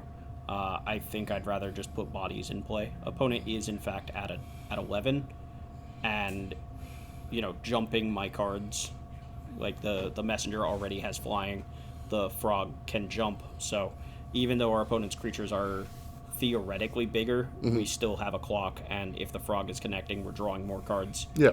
So Defiler was definitely a very good pickup. Good reset from our opponent. Yeah. Triple Colossus is... Yeah. Oh, Cyclops, I'm sorry. Cyclops is kind of insane. Yeah. It's doing its job. That card is terrible for me. Yeah. That throws all your plans out the window. It does, but it doesn't. So we already looked, and I have the black. Breathe Your Last. The Breathe Your Last. Yeah. So we can just waterlogged for Breathe Your Last and clear the 6/8. And I think I kind of have to, right? Because I have nothing else going on. Right. So I think it's... Yeah, I don't think you can leave him with a 6/8, right? A 6/8 with reach. Yeah. So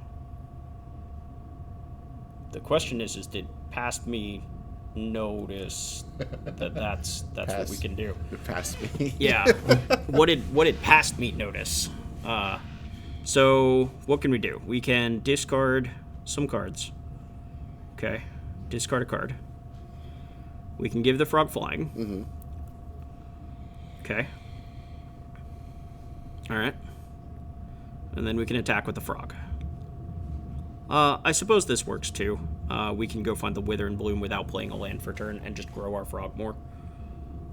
So we can, yeah, all right. This is fine. So we have to clear the 6/8. We have to get through this thing, right? Yep. That's just what it is. So here's this Wither and Bloom. This Wither and Bloom also can turn into a +1/+1 counter next turn, which is probably going to be relevant. We shrink this thing. It's a 3/5 now. And now we need to grow our frog, and conveniently we have these lands that we don't care about. So, we did it. We found a line that gets us through this stupid 6-8 with reach. I think maybe it would have been better to get the Breathe Your Last so that the Emerald's Messenger could get in that turn. Mm-hmm. Just clear the thing and actually connect, get damage in, because opponent is at 11. And they just Emrakul, glimpse the unthinkable into a volatile Storm Drake, which means I'm about to lose to my own frog and feel bad about it. It's true, yeah. So we did just go all in on the frog again, which, I mean, to be fair, is kind of what he's there for. An opponent found a very clean way of getting through that. Also, they have a 4th Cyclops in exile up there. Just for they have a 4th? Oh, so they have 4. Yeah, at least 4. Minimum 4. Okay, so they are really on the... I mean, they're blue-red energy. Deck, yeah, blue-red energy. And, like, their deck has been good. They've been slogging through all of our bullshit. That's true. Yeah.